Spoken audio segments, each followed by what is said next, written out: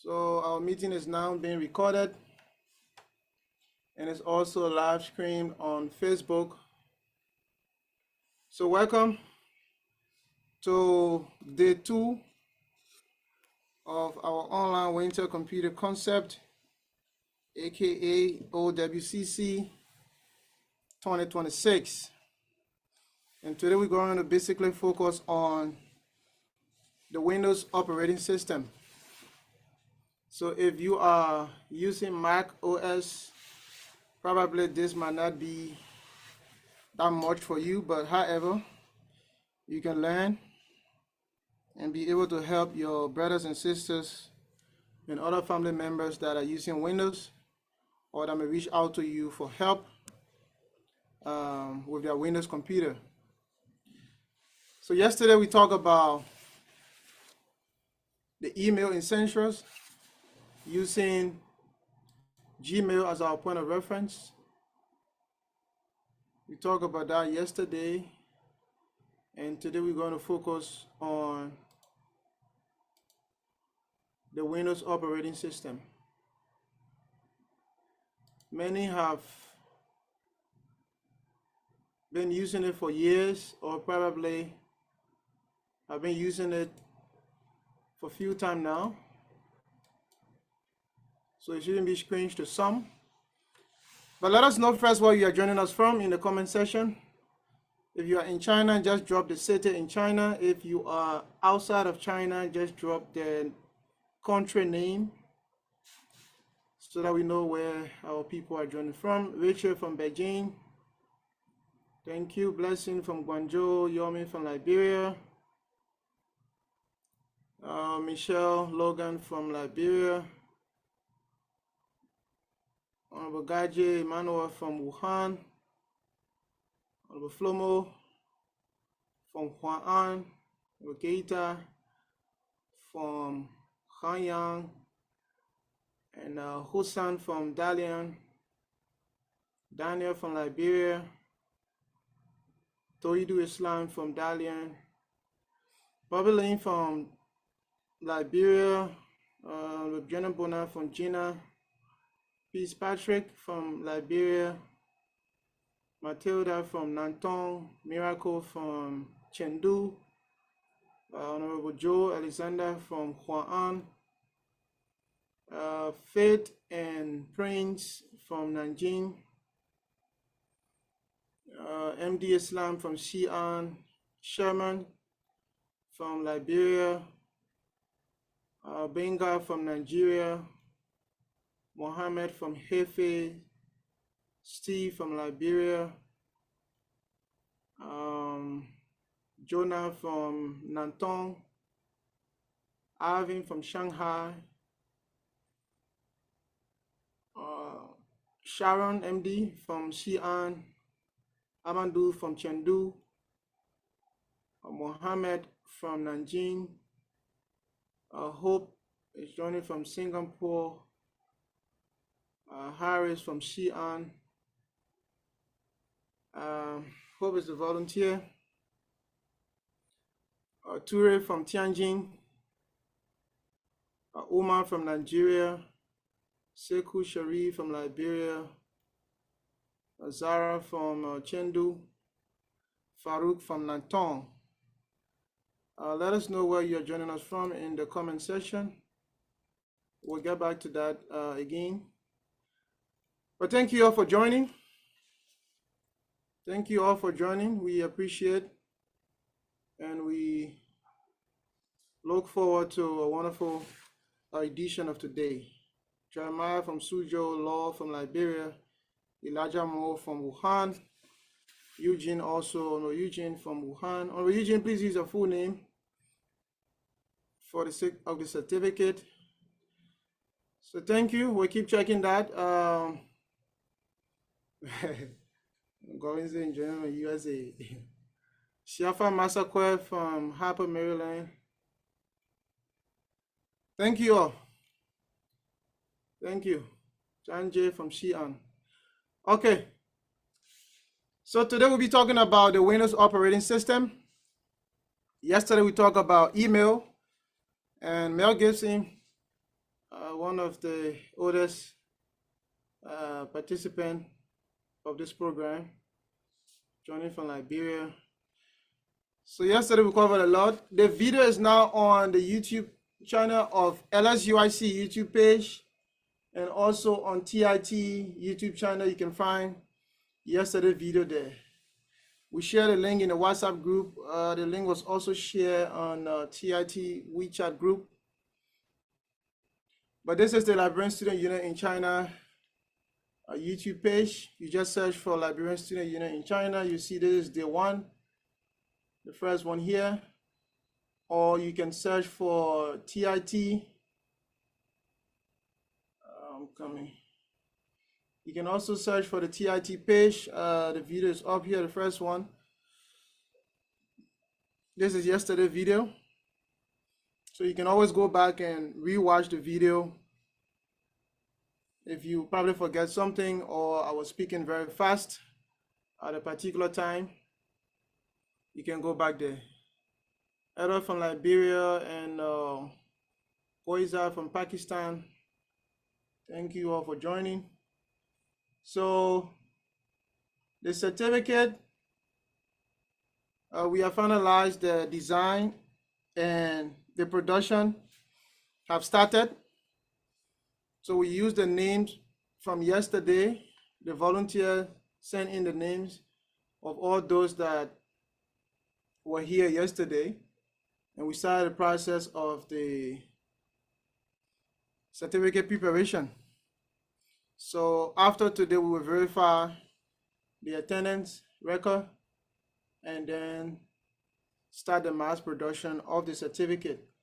Also from the website, we have also worked on a few things from the back end to reflect the OWCC 2026.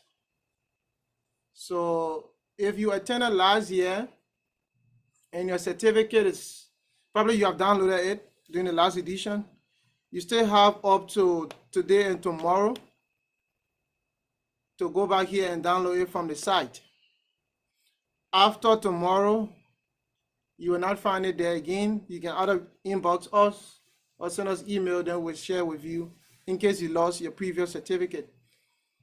But now this one will only be used for this edition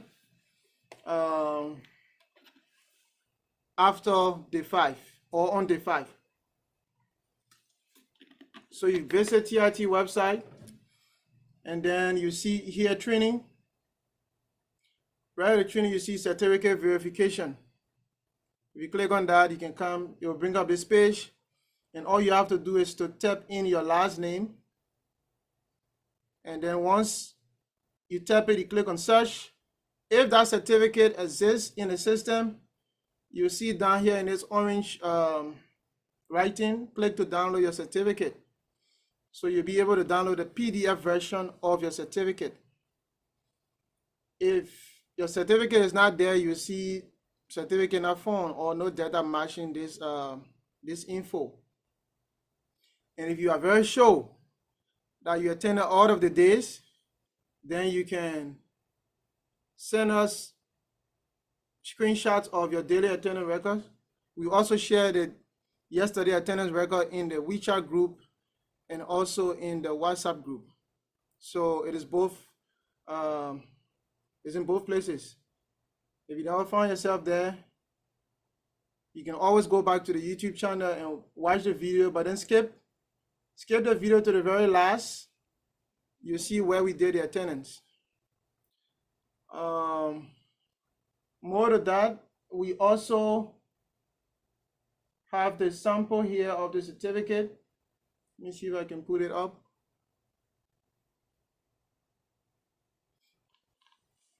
So there's the certificate. It have already been signed and the stamp also has been put on it. If you look carefully on the certificate, you see the ID is here. So initially you don't know the ID. This ID is the same when you do your registration, you receive in that email that you received after registering, there was a confirmation number there. That confirmation number is the same number here. So you can either use this number to download your certificate, or you just, for this person, you use your last name. I think this is Jeremiah from Sujo. Use your last name, Yene, and out of these two will help you to download your certificate. So because we probably don't know in advance, so we say use the last name. But after doing it the first time, you can also use your ID to download your certificate. So this is it. This is the certificate you'll be receiving at the end of the program. On the certificate, you also have all of the handles for TIT and the link of the site to verify. Probably you're showing it to someone.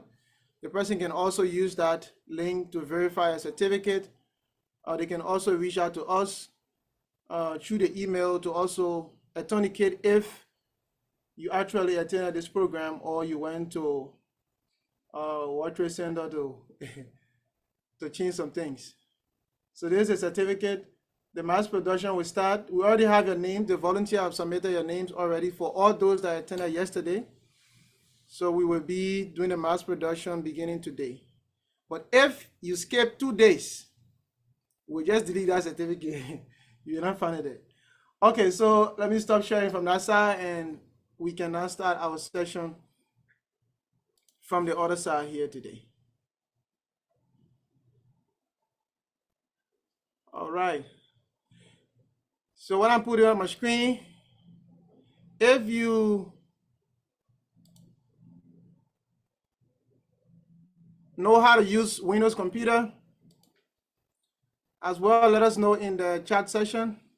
On a scale of 1 to 10, how good are you with operating Windows computer?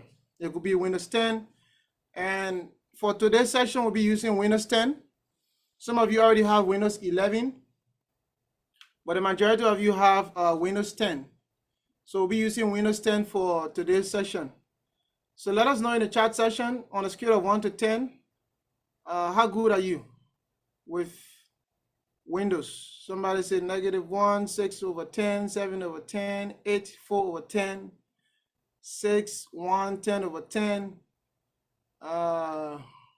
1, 7 over 10, 6, 5, 1. It's a little bit fair. 8 over 10, 7 over 10, 3, 6 over 10, 9 over 10, 7, okay. All right, so again today, many people already know how to use the Windows operating system.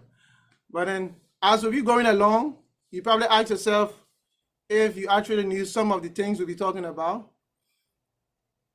as we move along.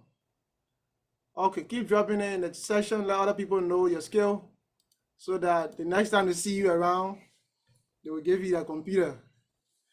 So firstly, we will just drill you through some Windows programs or features.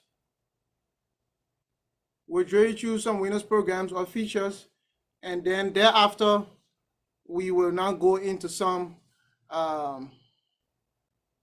specific things. So the first one is you have emojis also on computer, not just a phone, but there are also emojis here on the computer that you can also use when you are chatting with other people.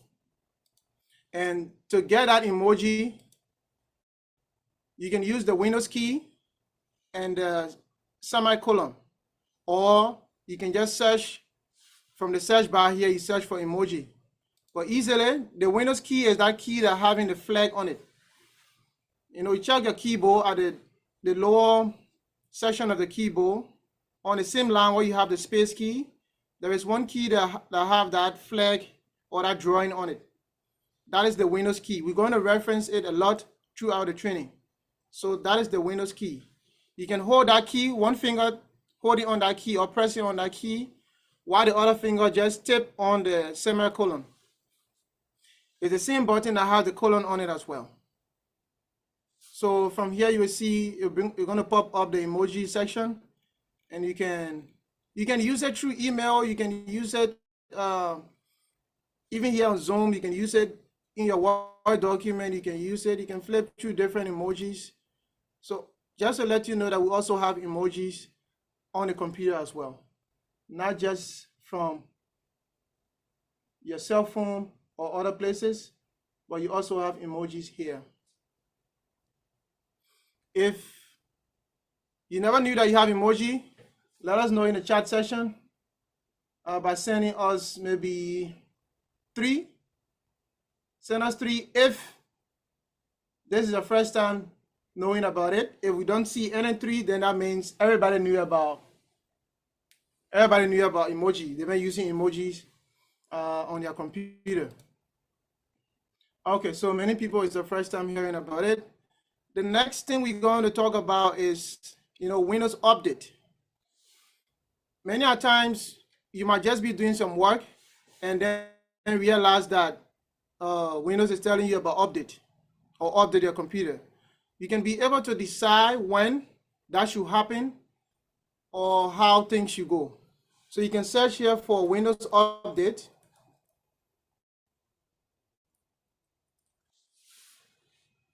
Okay, in your search bar, just tap Windows Update in your search bar.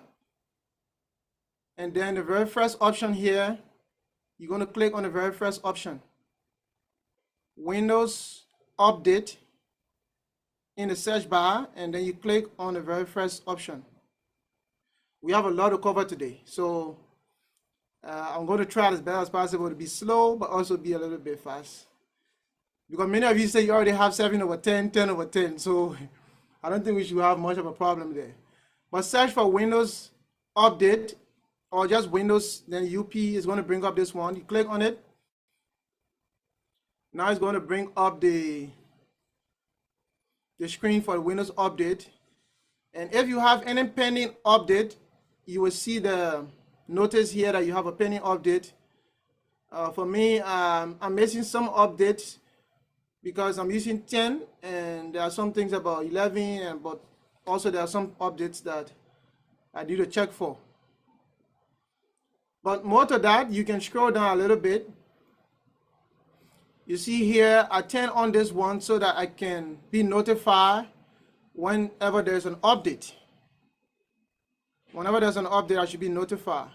So if I don't have this guy here, I can also decide to pause update for 7 days. Maybe within 7 days, you'll be doing a major deployment using your Windows computer and you don't want any kind of an update disturbing your system. So you can pause your Windows update for 7 days. More to that, you can change your active hours. The active hour means the time when you are using your computer mostly. You are always on your computer. If you configure this, whenever Windows wants to update or restart your computer, it's going to use the time that is outside of your active hours. So maybe most time when you are sleeping and your computer is on, it's going to automatically update itself using the time that you specify as non-active hour. So my current active hour is from 8 in the morning to 5 in the evening. But this can be changed. And once it is changed, Windows is going to now work with the new guy that I will set up. The new guy I will set up, Windows is going to work with that guy as my active hour. So let me minimize the screen here so that I don't get too much notification.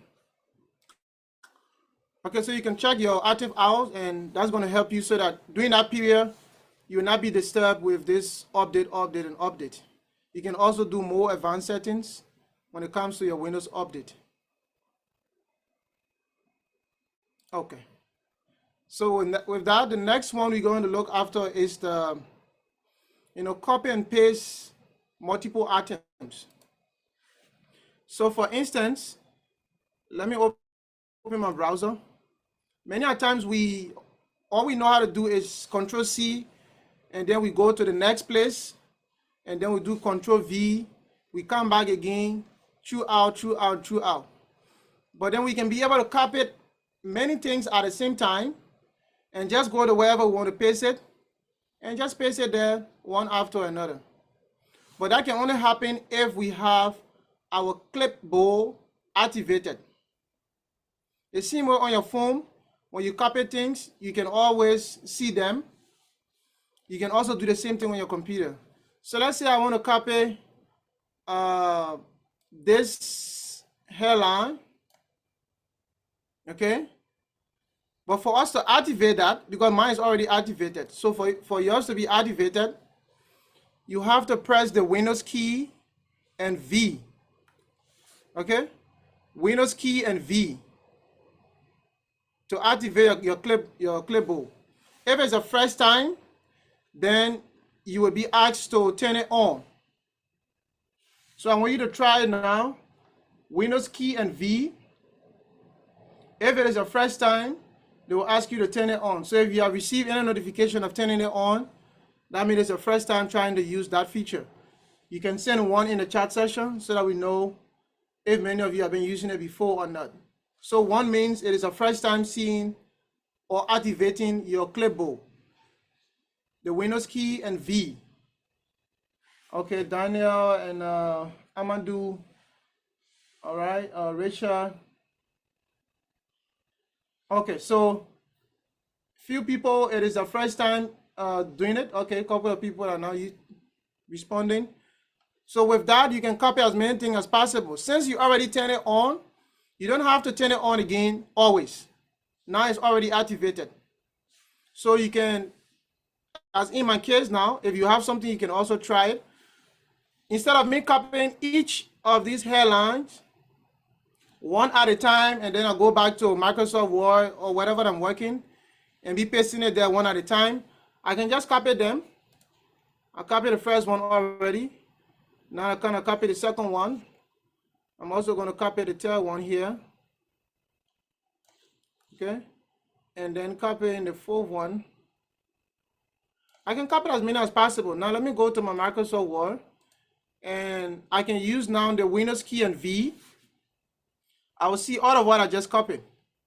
So there was the first one that I copied. I just click on it. It's come here. I enter my Windows key and V again and put the second hairline here. So I'm not going back to the web page again. I'm just right here and doing my thing. So you can imagine it as maybe so many texts that you have to work with like that. So you can just do it easily like this, so that you don't have to be going and switching between pages all of the time. So if you have tried it, you can also send 2 in the chat session so that we know that you're following and you have already tried it. Okay. All right, Dolo, Bogaje, Bobilin, Abu. All right, that's great. So you already have that now. You can continue to use it moving forward.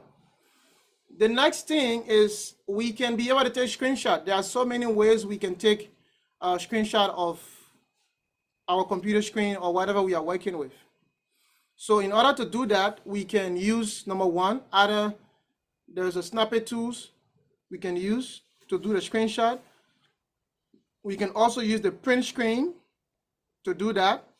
So let me just delete all of these guys here. We are not talking about Microsoft Word today. We'll talk about it tomorrow. So when I'm doing some things here, it shouldn't cause much of a problem.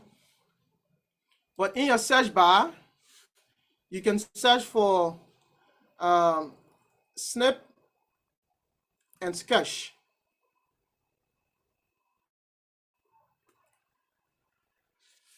SNIP and SKETCH. Or you just basically use the first one. It's still going to pop up. SNIP and sketch. So if you click on this guy, it's going to open up, and then you can decide whatever you want to take a snapshot of. So let me go back to my web page here, and I'm going to pop up this guy. So this is the snap and sketch. When I click here, I have option to either take a snapshot of this screen right now, or I can take it in 30 seconds or in 10 seconds. So probably you want to just position yourself and not moving, and just take, after 10 seconds, it should take a screenshot. So you can also do that. But if you click here on new, you will have the ability to do a different snap of your screen, and it's going to give you different options. So you can take, for example, you can take a rectangular one. You can take a rectangular one, or you can also take a free form, kind of a screenshot, or you can take the whole windows, like the whole screen. You can take a screenshot of it, or you can take the full screen. So let's try this one that is currently active. This free form is an interesting one. So you click on it, and then you can now come to just, once you already click, you can go ahead and start moving the mouse cursor to wherever you want to do it. So you can see here, this is how I'm doing mine. Something just, that's the free form. So if you want to take a screenshot like this one, so it's up to you to do it. You can also decide to take a rectangular one, but this is just a free form. So if you click back on new, you can take another one like the rectangular one.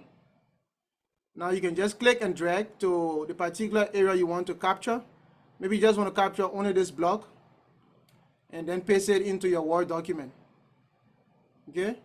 So with this, even though you capture it, you can now save it. You can copy it. If you don't want to save it, you can share it. You can zoom in. You can write inside. You can put some highlighter and just do so many other things with it. You can do so many other things with it. That's one way of doing or taking a screenshot. Another way is for you to search for what we call the Snipping Tools, SNIPP. You can also use this guy. This guy will also allow you to do similar thing, to take screenshot. So instead of you using your cell phone to send somebody a screenshot that is not clear, you can always use these tools, and they are all available to you. So you can see here, this guy pops up, the Snipping Tools. Here, on a mode, you can also do the same freeform, rectangular, and all of these things. You can do them.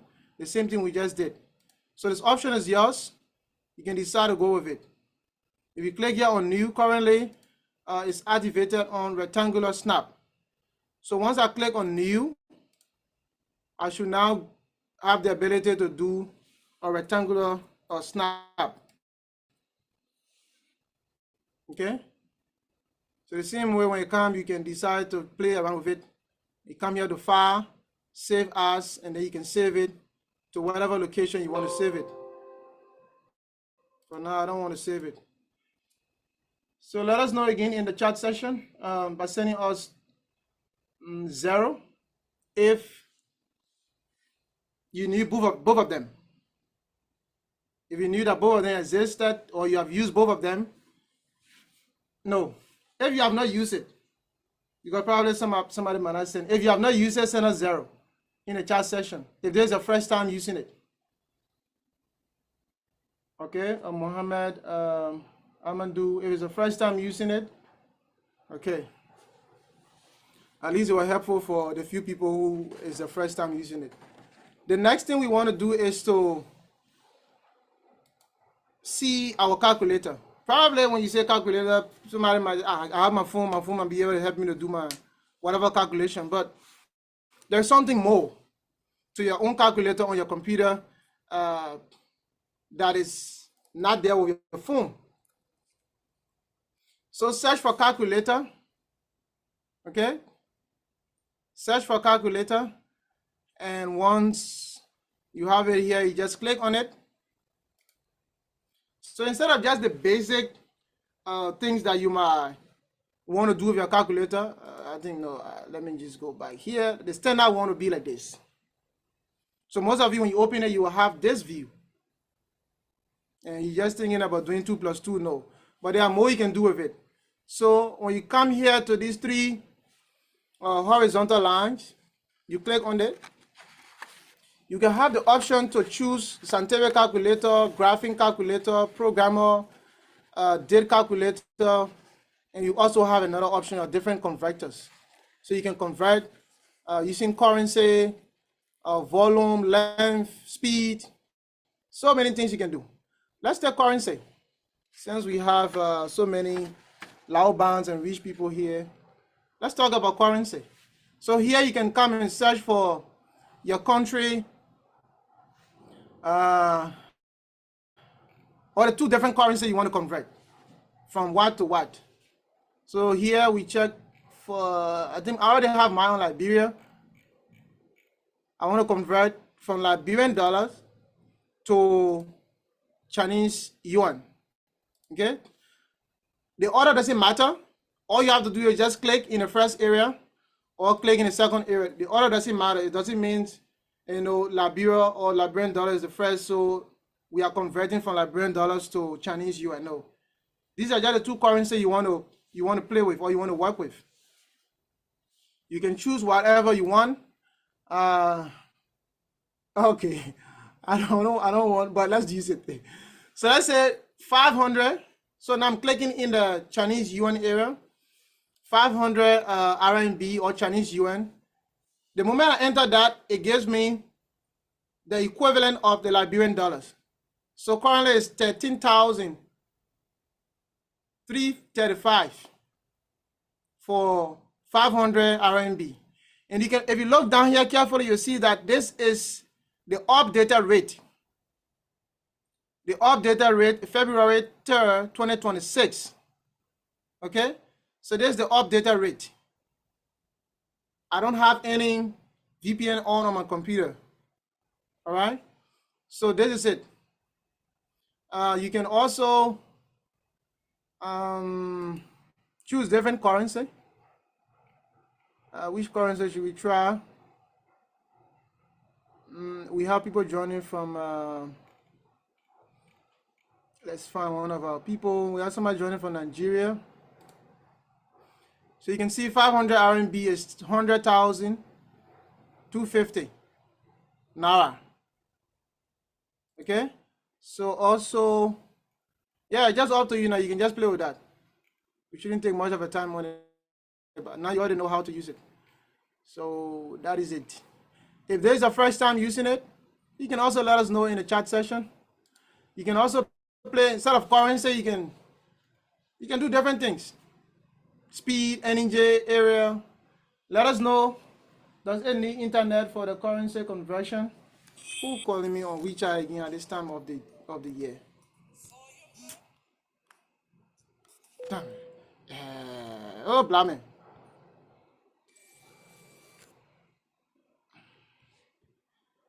Sorry, guys. Somebody just called me. If Jala Gibson, if you are online, please tell Ishmael. He's calling my phone. I'm using my phone. So please tell Ishmael, anybody who know Ishmael Maliki, please tell him that the person using your phone so he can answer you right now. Okay.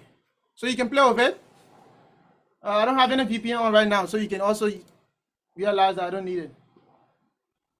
So if you're first time using it, let us know by sending 1. If it's your first time using this, let us know by sending 1 in the chat session. Okay. All right. So many of our people is the first time using it. Sound check. Somebody called me, so I need to do a sound check before I'll be speaking. Somebody can just unmute himself and speak so that I can hear the voice of someone. Okay. All right. Okay. Yeah, I see you. Yeah. Okay, Yes, sir. Yes, sir. That's good. So that is it. The next thing we can look at is dark mode. Probably some people just find it interesting to just have their computer looking different from other people. So you can search here for dark mode. If your computer is a little bit, sometimes it takes few seconds for it to take effect, so it's going to be a little bit slower. But search here for dark mode. Okay, search for dark mode, and then you can click on it. Dark mode. By default, it's on custom. So custom means you just try to find a balance. Your default color here is on custom. You try to find a balance between the dark and the light. So if you want it to just be dark, then you click here where you have custom and you click on dark. So the moment I click on dark, it's going to change every other thing and put in dark mode. So let's give it a few seconds. You have to do all of that. But if your computer is super fast, your processor is very good, you have more memory, your RAM, everything is up to speed, yours should work very fast. Mine have already happened in the back end. Okay. So now I'm in dark mode, and every other thing that I'll be doing, if we need internet connection to use currency, you can try it, because I can turn off my internet now. If I turn it off, we might not be here again. So I can turn it off, and maybe yourself, you can turn it off now because you will leave the platform. So you can try it after the session, because you have to get the updated rate. So maybe if your internet is not on, it might give you the last update that it received. Okay? Since you want updated rate, before you go Mayplow or somebody and tell them that, oh, this rate is accurate. But then you didn't check at the bottom to realize that, oh, my rate has not been updated. So you need to get an internet so that you can update to the current one. So there's the dark mode. If you now realize, you even see the screen. Before, the one I was around, it was white. And if you try to do other things, no, even though my guy here was already dark, but any other thing that would not be dark. Okay, so that is how you can turn on the dark mode. So you can also turn it off by taking it back to custom and give it a few seconds to do a thing. I'll first put it to light, and then I take it back to custom. So if you have done that, I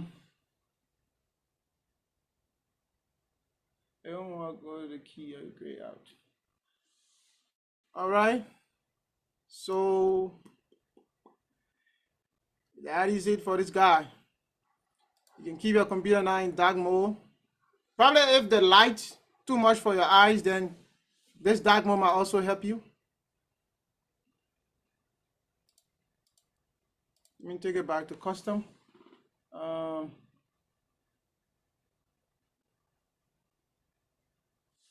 All right. So we are back at it. Nope. I think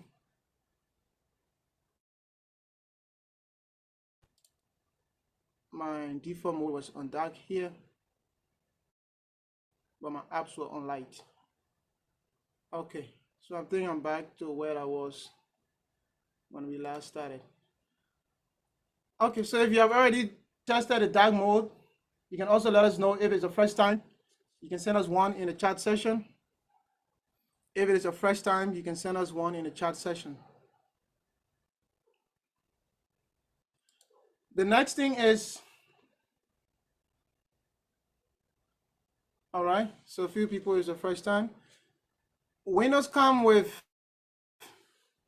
what we call WordPad. WordPad has been around a very long time, but some people don't use it or they don't know about it because they just deal with Microsoft Word all the time.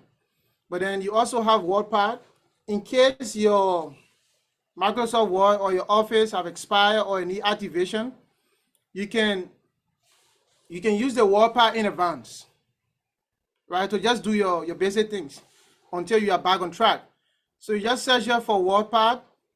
It's almost like the interface of Microsoft Word. You search for WordPad, and then once you have the Windows operating system, this guy is going to come with it. You don't have to install it separately. So this is the WordPad, similar interface to Microsoft Word. You can do all your formatting here, and then later on you can convert it or open it in an actual Microsoft Word document and just upgrade the feature. There's also online, they have for spelling and grammar check, you can download some plugin to help you with this. So you can use it in terms of emergency. You can use this one to just type something quickly. If you are just in a meeting, you can use the WordPad to type something quickly. This guy has been around for a long time, so I will not ask you if you knew it. Probably some of you might have used it. Up next, we can use the magnifier. The magnifier helps us to basically zoom in things or make things bigger, and also give us the ability for our computer to read out something to us. So search here for magnifier. All right, search for magnifier and click on it.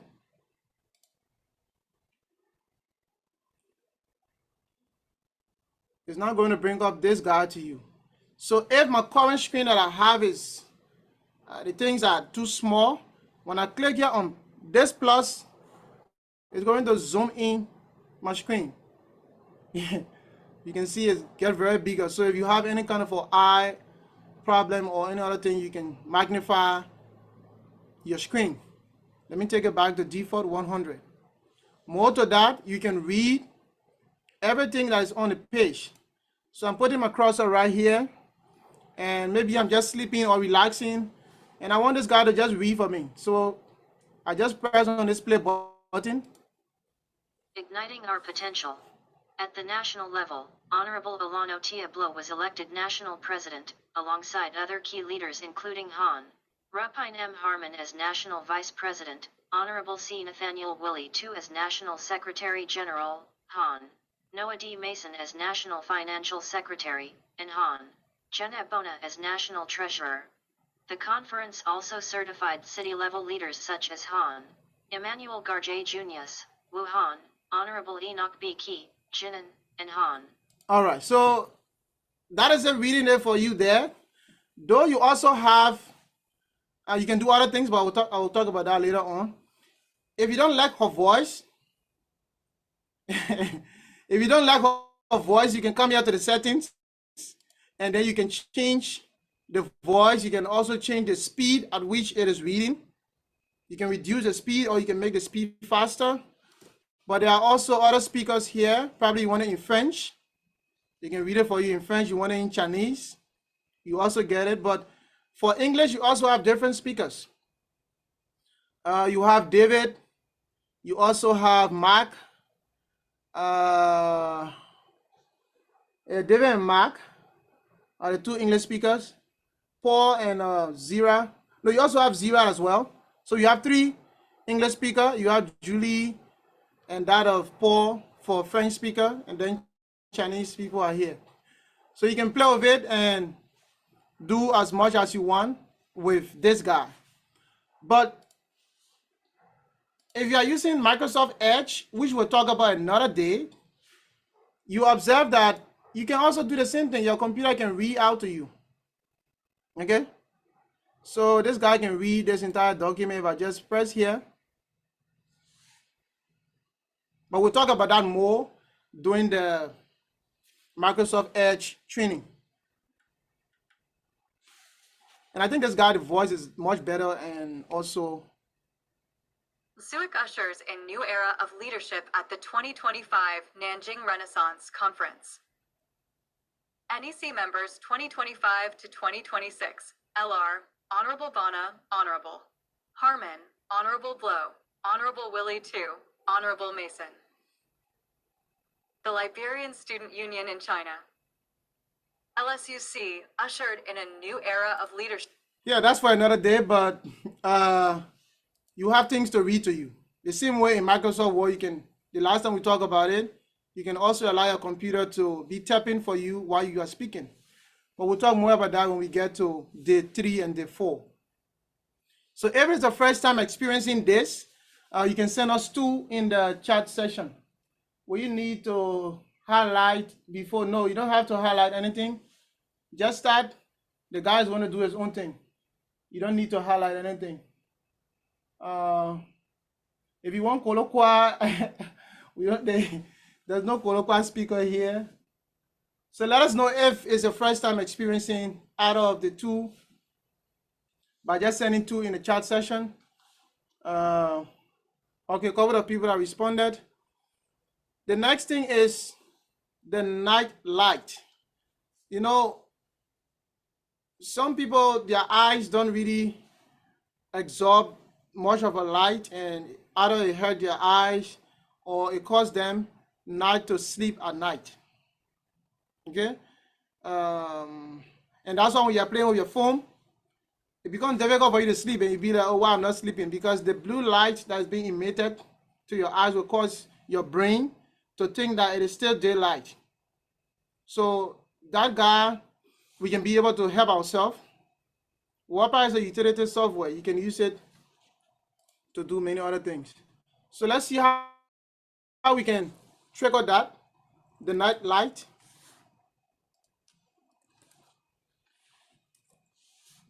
So it helps you to just narrow down the number of light that is coming to your eyes. So here you click on it, night light.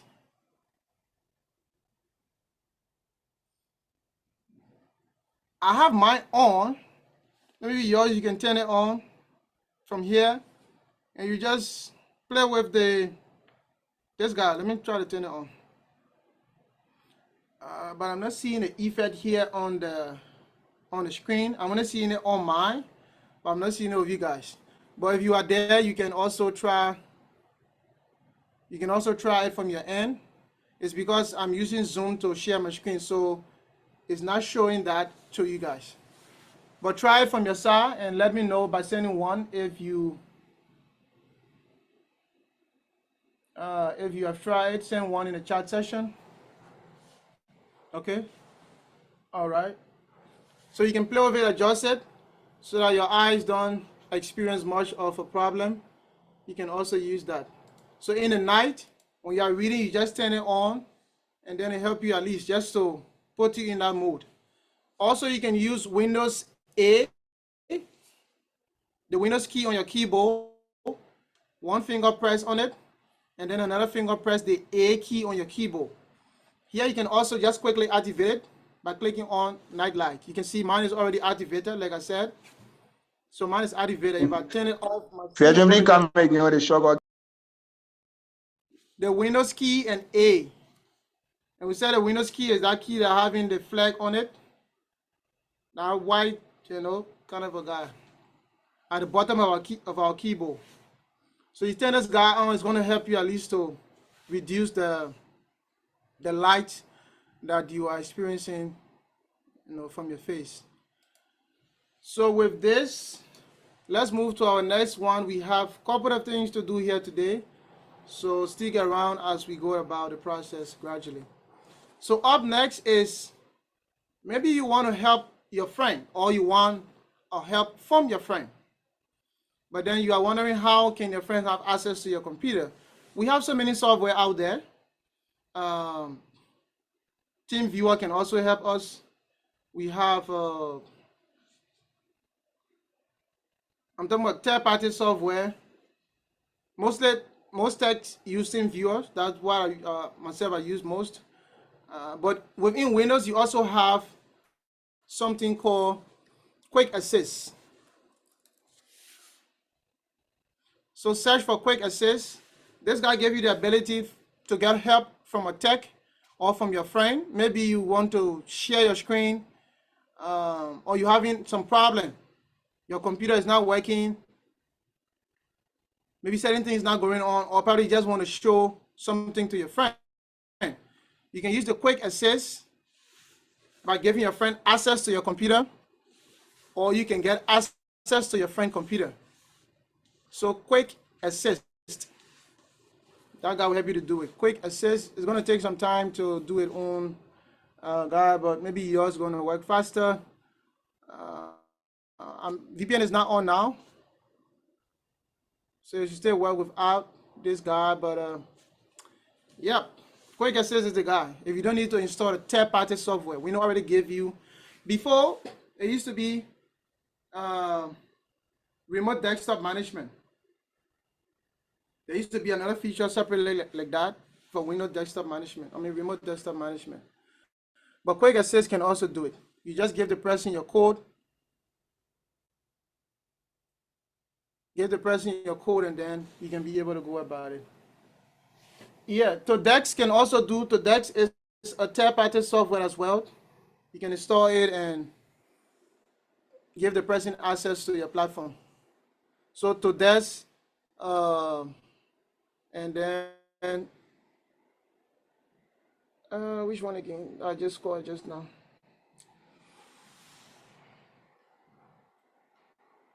This guy's taking time to load, huh?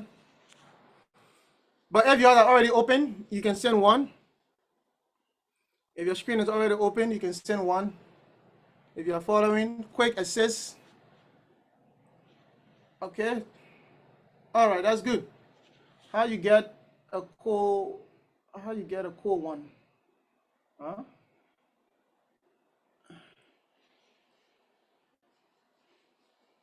All right, so you can play with that and give access to your friend. You just go about it, and your friend should be able to have access, or you should be able to have access to your friend's computer. But if you want to use a third-party software, you can use TeamViewer, you can use Todex, and it will help you to. How do you get it? Say then? Yeah. Yeah, how can you get the code? Because I'm saying get help. Let someone you trust you your screen or take control of your PC. Security code from your system. Okay. So let my screen open, then probably we'll talk about it. All right. I will minimize it. Maybe I'll come back to it later on. But from that view, you can be able to go about it. Okay, so up next, on your computer, always when it's starting, it also causes your computer to slow down. Depending if you have so many programs or so many software that you have installed. Most of the software, when you install them, they will ask for permission to boot with your system. Whenever you are booting your computer or turn your computer on, they should also start with your system. So that means it's going to slow down things on your computer, and that's one reason why your computer might be slow.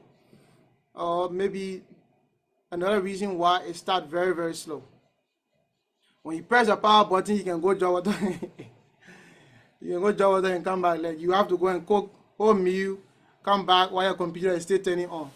So you can be able to turn off some of the startup app on your computer. A little bit of pain. So startup app can help you to do that. Startup app, here you click on it. It will show you all of the applications that have been enabled, maybe by yourself or when you're installing the software. You will see all of the applications that start with your system. So you can turn off some of them that you think you don't need right now, or you don't need it to start with your system always. You can turn it off. So you can see mine, maybe just essential ones are turned on. The ones that I don't need to be turned on, I just turn it off. So you have your PC to boot very faster. Okay. There's also another place we can find it through the Task Manager, but if we have time, we'll talk about the Task Manager later on.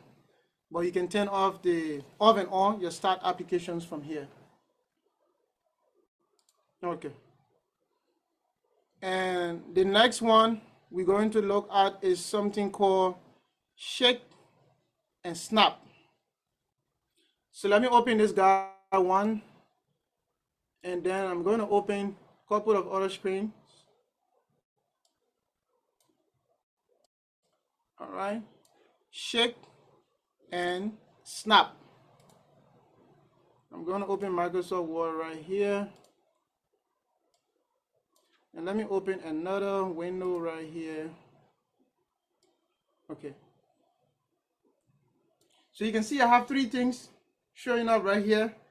The Shake and Snap is not like special software you need to install. You don't need a special software to install. If I shake this particular tab, you observe that once I shake it, the other guys will disappear. Not disappear per se, but it will leave your screen and minimize. If I also shake it again, they will come back. Okay, so you can shake it, you go, you shake it, it come. If you drag this guy, for example, this Microsoft Word, you drag it in the corner here, it should be able to take a side or take a portion of the screen from here. Oops, I think it did. Okay. So if you drag one side of that window, it's going to take one side of the screen. Okay? It's going to take one side of the screen. You can also do the same with any of these guys. They will also take another side. But if you hold the Windows key and either the left or the right arrow key, then you can switch between, if you want this word screen to be on the right side, on the left side, or any other guy here you want to be, you can also do that. Let's also put this one right here. So I click on all of those other guys that are on the side there. I click on one of it. So now you can see I have it side by side. Though there's another feature called cascading in Windows, but we can also do it with this one. But now if I click here in Microsoft Word, and I use the Windows key and the left arrow key, now the Windows screen has gone to the left side. And all the other screens that I have, they are now here on the right hand side. So if I click on any of these guys, they will also take up the other side. So you can do the same thing, Windows key and right or left arrow to be able to take you back and forth to these places. So that's the shake and snap. So when you shake it, then you get it like that. All right?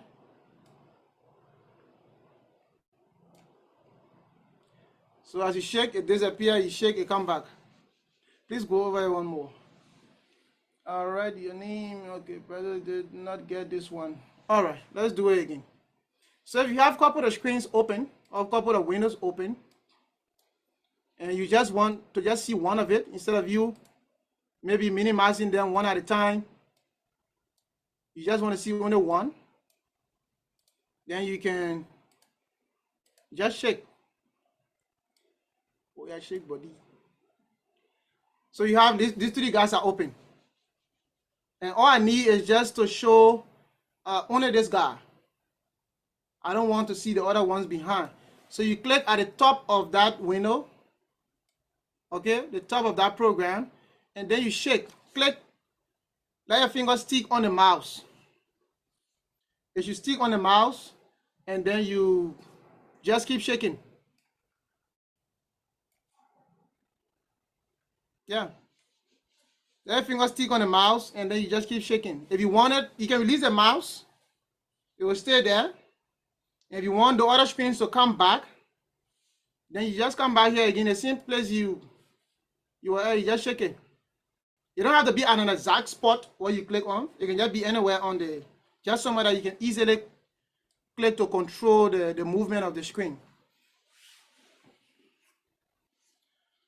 All right, so that is it for that guy. If it's the first time experiencing it, you can send 2 in the chat session. If it is the first time experiencing that guy, you can send 2 in the chat session. Shake and snap. Shake and snap. If it is the first time using shake and snap, let us know right there. Now, on my Windows computer, or on your Windows computer as well, you have multiple desktop, or you have multiple screens. Currently, most of us are using only one. And many of us don't know that we have many. Can you please enlarge your icon? Which icons are? Many of us don't know that we have many screens or desktops. So let me put something here so that it can show the difference between the other desktop and the other guy. Before it be like, this was something that was on the other guy here. We saw it on the other side. So we have our desktop here, or I can just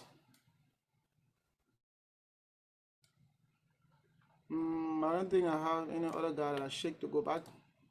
So I'm going to put a couple of things here on my desktop. It doesn't really matter. Just find something to show the difference. If you look carefully, right down here beside your search bar, there is one button right here called Task View. On the Taskbar, you see Task View. Okay? Task View. On the Taskbar, that long bar that is at the bottom. We'll come in, we'll explain that bar later on. But just click on the Task View. It will show you all of the programs you have open. But if you look very carefully at the very top, you'll see that currently we are using desktop 1. We have desktop 2, desktop 3. We can create multiple desktop. So let's say, for example, you are watching a movie on desktop 2, right? And then maybe your Laoshi, your parents, your partner, or whoever, or your friends coming in, you don't want them to see your code, or you don't want them to see whatever you are watching, you can just switch. So now I come to desktop 2. I'm no longer seeing all of those screens that I have there. I can use this one as my own playground. Like, oh, I'm not doing anything, you can see. Look at my computer here. Microsoft will not even open. Nothing here open. My browser not even open. I'm not doing nothing. Oh, oh zoom. So you can see, you can switch between different desktop. And this can save you or this can harm you. You don't know. But this is it.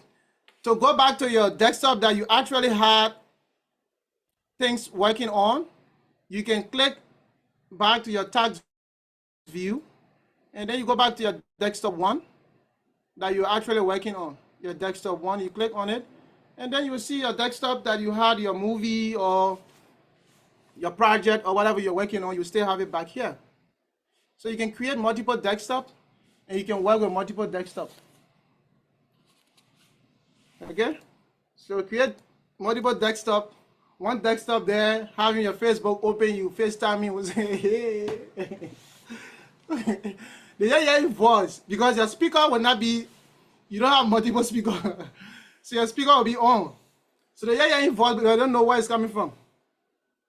But however, that's it. If it's the first time knowing about this multiple desktop, let us know in the chat section by sending 2.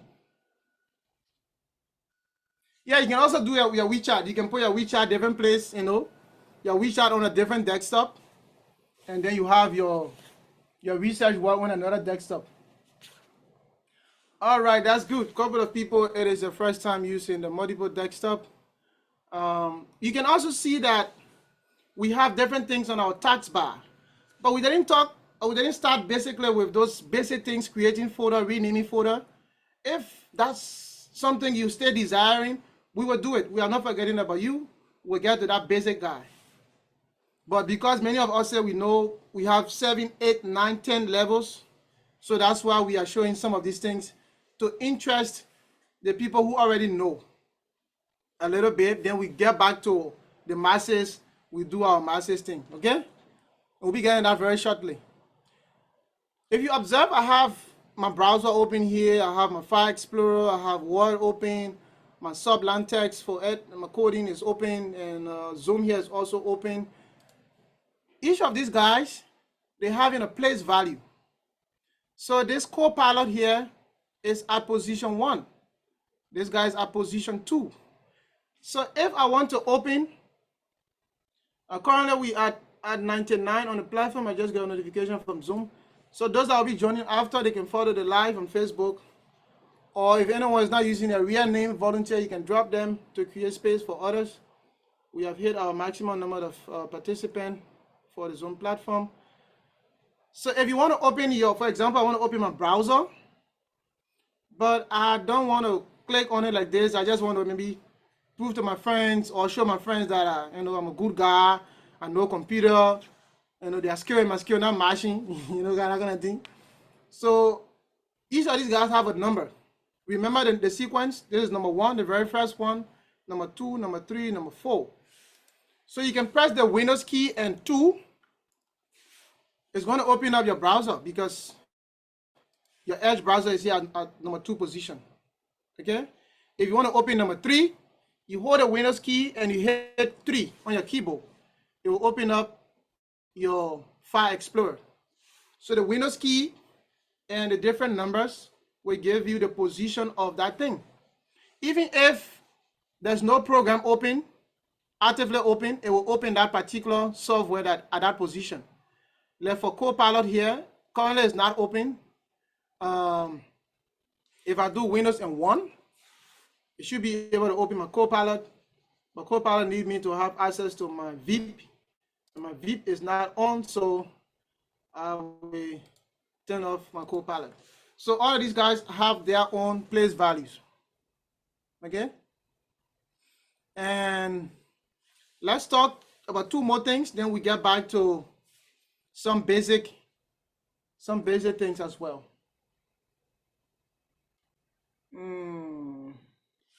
All right. Honorable Willie or any of the volunteers there, please take a screenshot of the whole screen because I can't do it now from my side. Please take a screenshot of the entire view.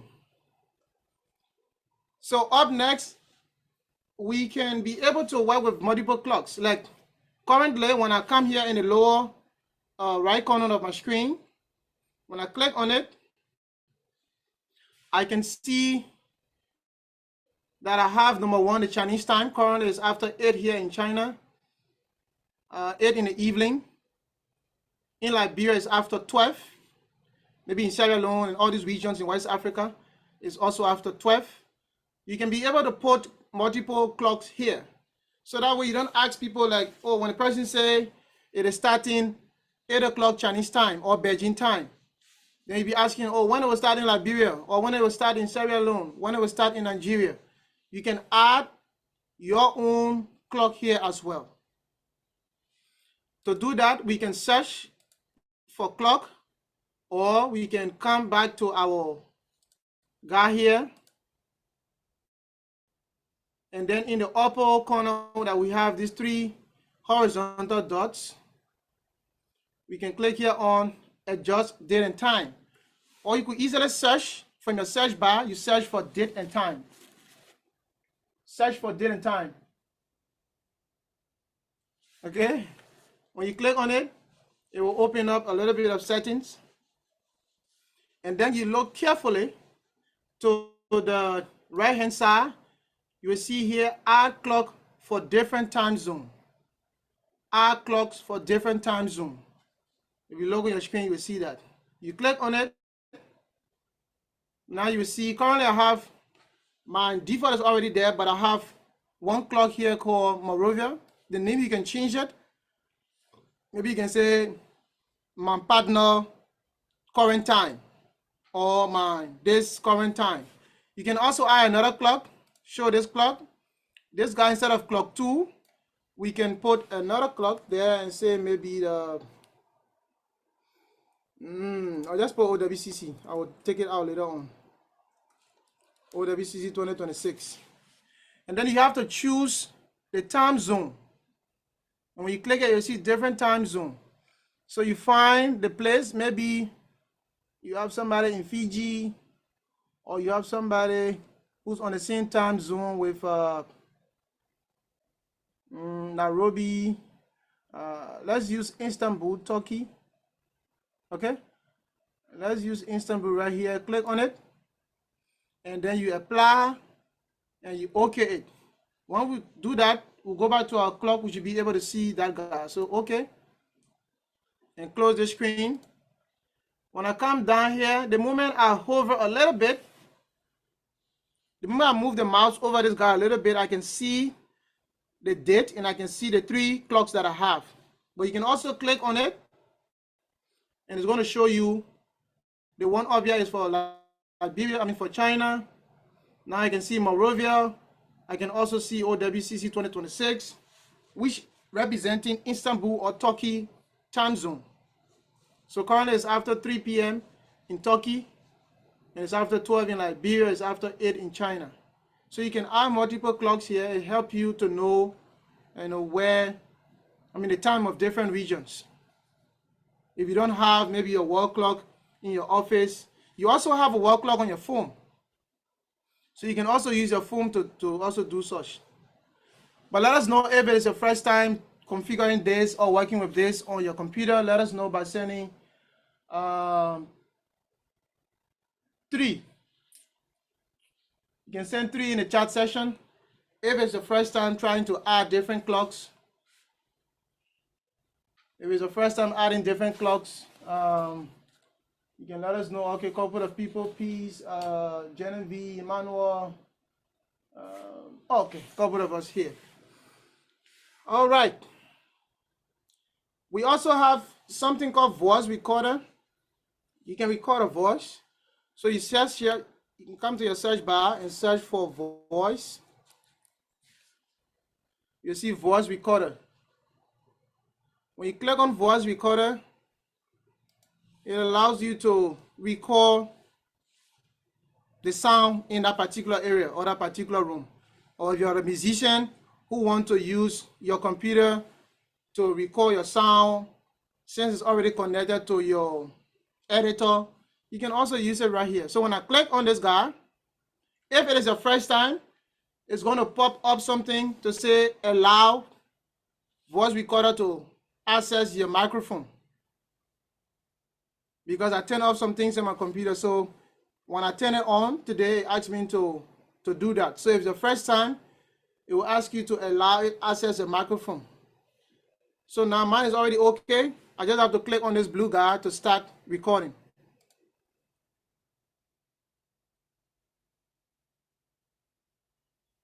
And that should also work for you. I think because I'm using Zoom, but it's still working. So this is it. At any point in time, you realize that if the person talks something very catchy, or maybe you are in a class and you are recording the teacher and the lesson, you want to go home and listen to him and through the audio, as you'll be reading, you also want to be listening to him. It's another great way of doing it. If he's not allowing phone, but he's allowing computer, then you can also use it. So maybe at this point, I can flag it out. That's something important that I talk at that particular point. I can also flag it out here. And when I'm done recording, I can just press stop. And it's going to show me my message or my message that I recorded. So when I play it, but it's still working. So this is it. At any point in time, you realize that if the person talks something very catchy, or maybe you are in a class and you're recording the teacher and the lesson, you want to go home and listen to him and through the audio. Okay, so that's it there. You can be able to delete it, rename it, share it, and do whatever you want to do with it. But just know that you have a recorder on your computer that you can use.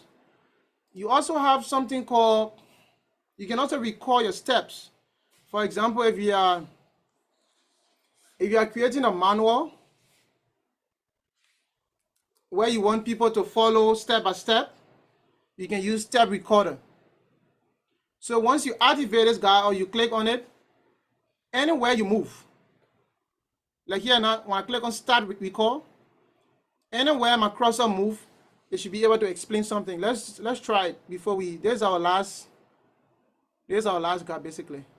Before we go to the next session, so I'm going to click on start record, and then realize I'm going to start scrolling, and then I'll move from here, and maybe open my browser. I shouldn't show anything sensitive, but open my browser here, and then I ain't got nothing to type, and I don't type anything. So let me go to Word, open Microsoft Word, and then I'll go to my Sublime text as well, and I'll go back to my browser, and then I tap Lab School. Okay, so every other places that I'm going is taking track of my movement. Okay, it's taking track of my movement, and we should be having Copa del Rey final be coming up Barcelona, and I'm gonna be playing the beginning of BBA Madrid. But you can do other things. So I'm gonna start recording. So I click on stop record and allow it to wait a little bit. It's going to pop up, give me the screen. Now this screen that has given me, I can maximize it to see the full screen.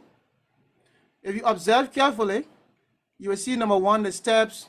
Step one, on this date and time, user move mouse wheel down in LSUIC Chronicle and to the more pages. You can also see the page that I also click on.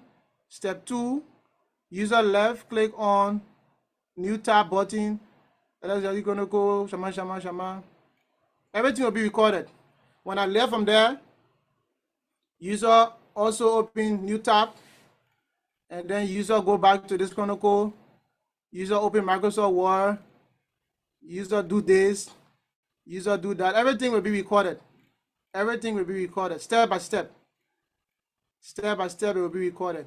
So it gives you a trace of everything that you are doing. If you don't want a picture, you just want a text, you also have the full description here. So it's helpful when you are creating a manual to teach people how to do certain things. Then you can use a step recorder.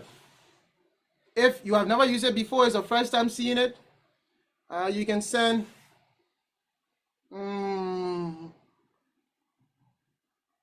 send 9 in the chat session. You can send number 9 in the chat session if it is your first time using this guy. The next time you're creating your manual or your instruction, you have something down to have to record all of your steps, and that should be easier for you. Okay. We have something called Window Insider, but mine is not activated because I have to turn on something. But let me just show you Window Insider. This Insider program, you can participate. The essence of this Window Insider program, it gives you the ability to join the list. When Windows is producing new software, you will be able to get that software before every other person. And then you can be able to test that software, test that feature, and do so many other things. Then when it is released to the public, by that time you already experience it. So when you can go through this process, for me, I have to log in and do some other thing here. But you can sign up. There are 3 stages there. Always stay in the middle so that you don't get the earliest release, because the earlier release, sometimes there might be some bug fixes or some bugs that the programmers have to fix, and it might probably affect you. So you want to stay in between a beta so that you can be able to test new features. When Microsoft working on new projects, maybe for Windows 11, Windows 12, you will get these updates before any other users. So that is it for section 1. We will now move into section 2, but I'm going to pause here. If you have any question from what we talked about in section 1, you can raise your hand, ask a question before we transition into section 2. Okay, Daniel, you can unmute yourself and ask.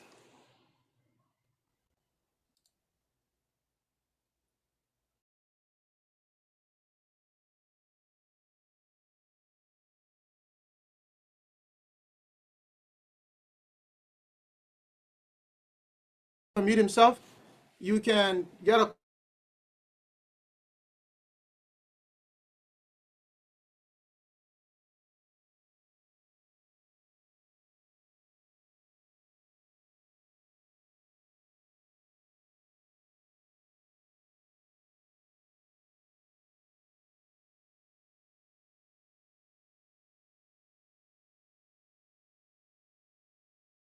or you want us to take 5 minutes break, you can also say 5 minutes, or you can say ready.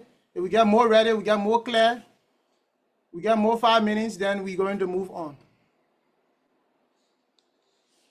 Okay, so I have a clear 5 minutes.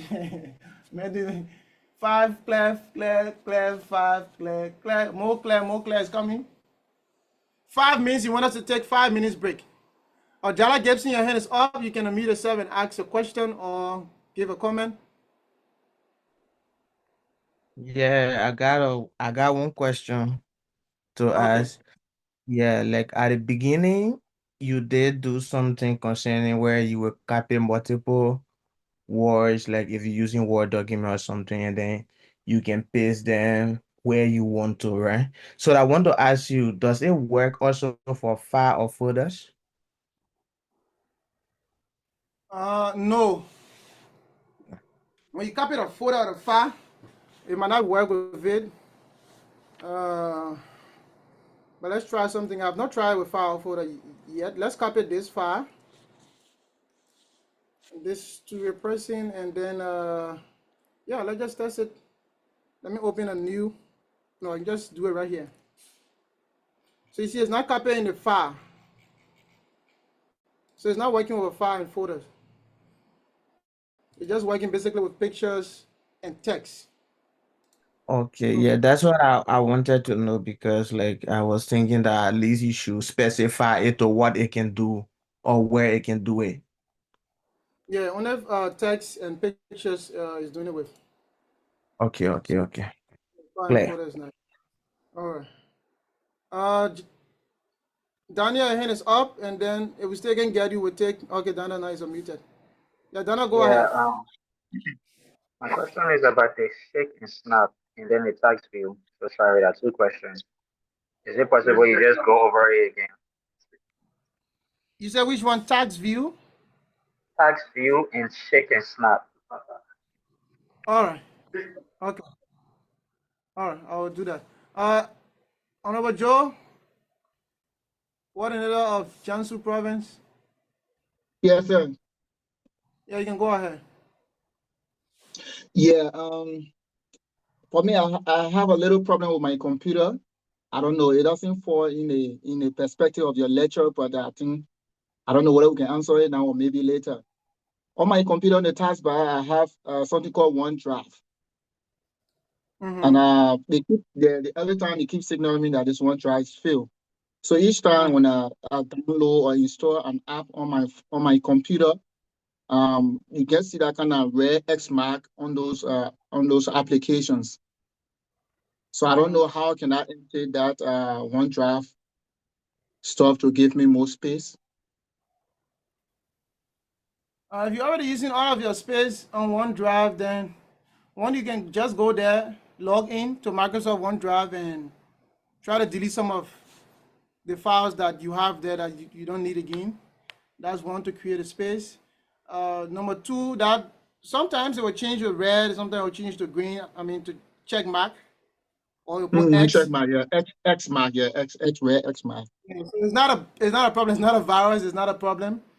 Uh, but if you don't want it there, then you can either uninstall the OneDrive. If you're not using it, you can uninstall the OneDrive, or you can clear your storage there as well. But it's not a problem. Okay. All right. So let's talk about Daniel Prob. Yeah, done a question on the shake, and then I want to shake a little bit. All right, so let's shake a little bit. Then I want to shake. So firstly, you talk about the tags view. So the tags view is here on our tags bar. When you load right after the search, you will see a little guy right here called tags view, or you could even search for tags view. But then when you click on it, it gives you the ability to see all of your files that you have open. Easily, you could just click on the next program, and it will just take you. There's another easier way to navigate between different windows. Also, we talk about the desktop. We have multiple desktop here. Currently, we are working on desktop 1, but we can also activate desktop 2, 3. We can also create more desktops. So when I click on desktop 2, you can see that my desktop is clear. Even though on desktop 1, I had my Microsoft One other thing here open, but we can create multiple desktop. So that's the tags view there. And then your next one was on the shake. So let's shake a little bit. So I have these 3 guys open. And let's say I only want to see this window or this dialog. I don't want to see the other 2 that are behind it. I can just stick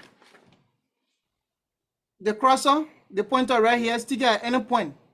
You don't have to be in the middle, you don't have to be at a specific spot, but let it be at a point where you are able to move, to click and drag this particular screen. It should be at that point. I'm not seeing my screen moving on the other side. Okay, I think it's moving a little bit slow. But once you click on this to a point where you are able to click and drag that particular window, then you can just shake. Just shake your finger a little bit. When you shake it, you have the other guy disappearing. You can release it. It doesn't have, your finger don't have to be stick on it again. You can release it and then go back to it, click at any point, and just shake it again. It will bring back all of the windows that were open that went away when you shake it. There's a shortcut key to switch between windows as well. So you can use the Windows key and tab, or the alternate key and tab. You can also use it. So one finger is pressing on the alternate key. That is the key that have ALT. It right beside the Windows key. It also right beside your space key. It have ALT. That is the abbreviation for alternate. So you stick one finger on it, and then another finger press the key that have the tab, TAB. There's one key above the cap lock that have TAB. So one finger pressing on the alternate key, another finger pressing on the tab. You will see that it's switching between different windows or different screen. If the screen that have that white selection around it is active, once I release, for example, now it's here. Once I release my finger from on the alternate key, that particular window will be open. So remember, it's alternate and the tab key.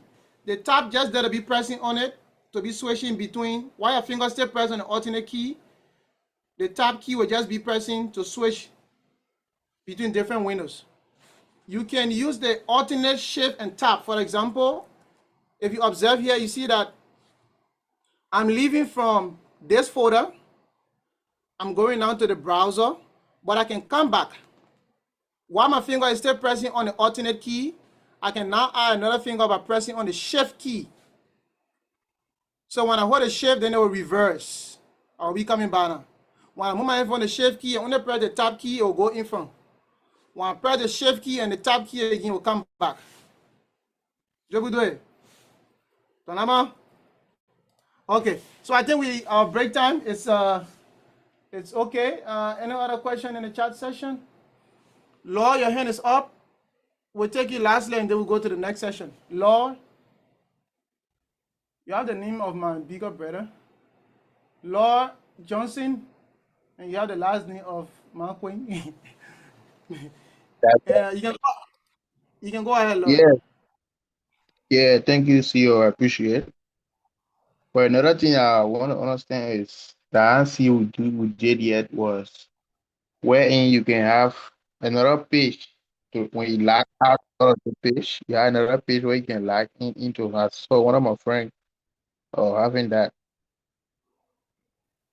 When you log out of another page, yeah, let's say you own this page now and you go to your window, you log out, you can see maybe you log out a user, you can see another page there for you to go into. maybe that's user, like different users, not page. Okay. It can be user on your computer. You can. I think you're talking about. I think you're talking about guest, where you can get a guest on your machine. You can get an administrator. You get a guest too. Yeah, guest user. I think that's what you're talking about. Yeah, you something can also like that. have guests. You can have different users. So that's on the issue of control panel. We'll get to that very shortly. But you can switch between different users. So if you check here, we click on the start button. When you come here, for example, you see this guy currently active is Orlando. When I click on Orlando, I can see that I'm currently logged into my Microsoft account. But if I look carefully, when I click here on these three dots, you can see guests, you can also see John Smith. right? So when I click on any of these guys, they will be switched to that user account. So this scenario applies when you have one computer, but then you have all of your friends and family or your children in the house, everybody using one computer. But for accountability's sake, everybody can have their own user account. Everybody can have their own user account. So when it's your time to use your computer, you just come and log in. So currently this user have a password. Let me see if this is going to take effect on the screen. When I log my screen here, if you guys will be able to see it, let me see, give me a few seconds. So once you finish using the computer, you can see now the screen is logged. And to log your screen, you just the Windows key and L. Windows key and L will lock the screen. So the next time the other person want to use your computer, they don't know my PIN, they don't know my password. So all they have to do is to click on their own account. But you will not see it here because of the sharing screen and the security. So you will not see the different users that are there on the other side and me entering my password again. So you can be able to switch between different users' account. But we'll talk more about that in the control panel aspect. Now let's move into section 2. If you are ready for section 2, just step ready so that we know that we are all here following. Please send ready in the chat section. Ready, ready, ready, so that we can kickstart. And let us know if you are following. Ready, ready, ready. Okay, a couple of readies coming in. Okay, our people are ready. I'm seeing somebody with iPhone. iPhone, please change your name. Yeah. iPhone, please change your name. Okay, so first thing first, you can see my desktop. You are not seeing any files, photos, or icons on my desktop. Maybe some of you know how to do it, or some of you don't know how to do it. But on your desktop currently, you have all of your icons and your files and your folders. That one is very easy. You just right click, and then you come here to view. Now we're doing the basic things now, right? You come to view, and then you click on show desktop icons.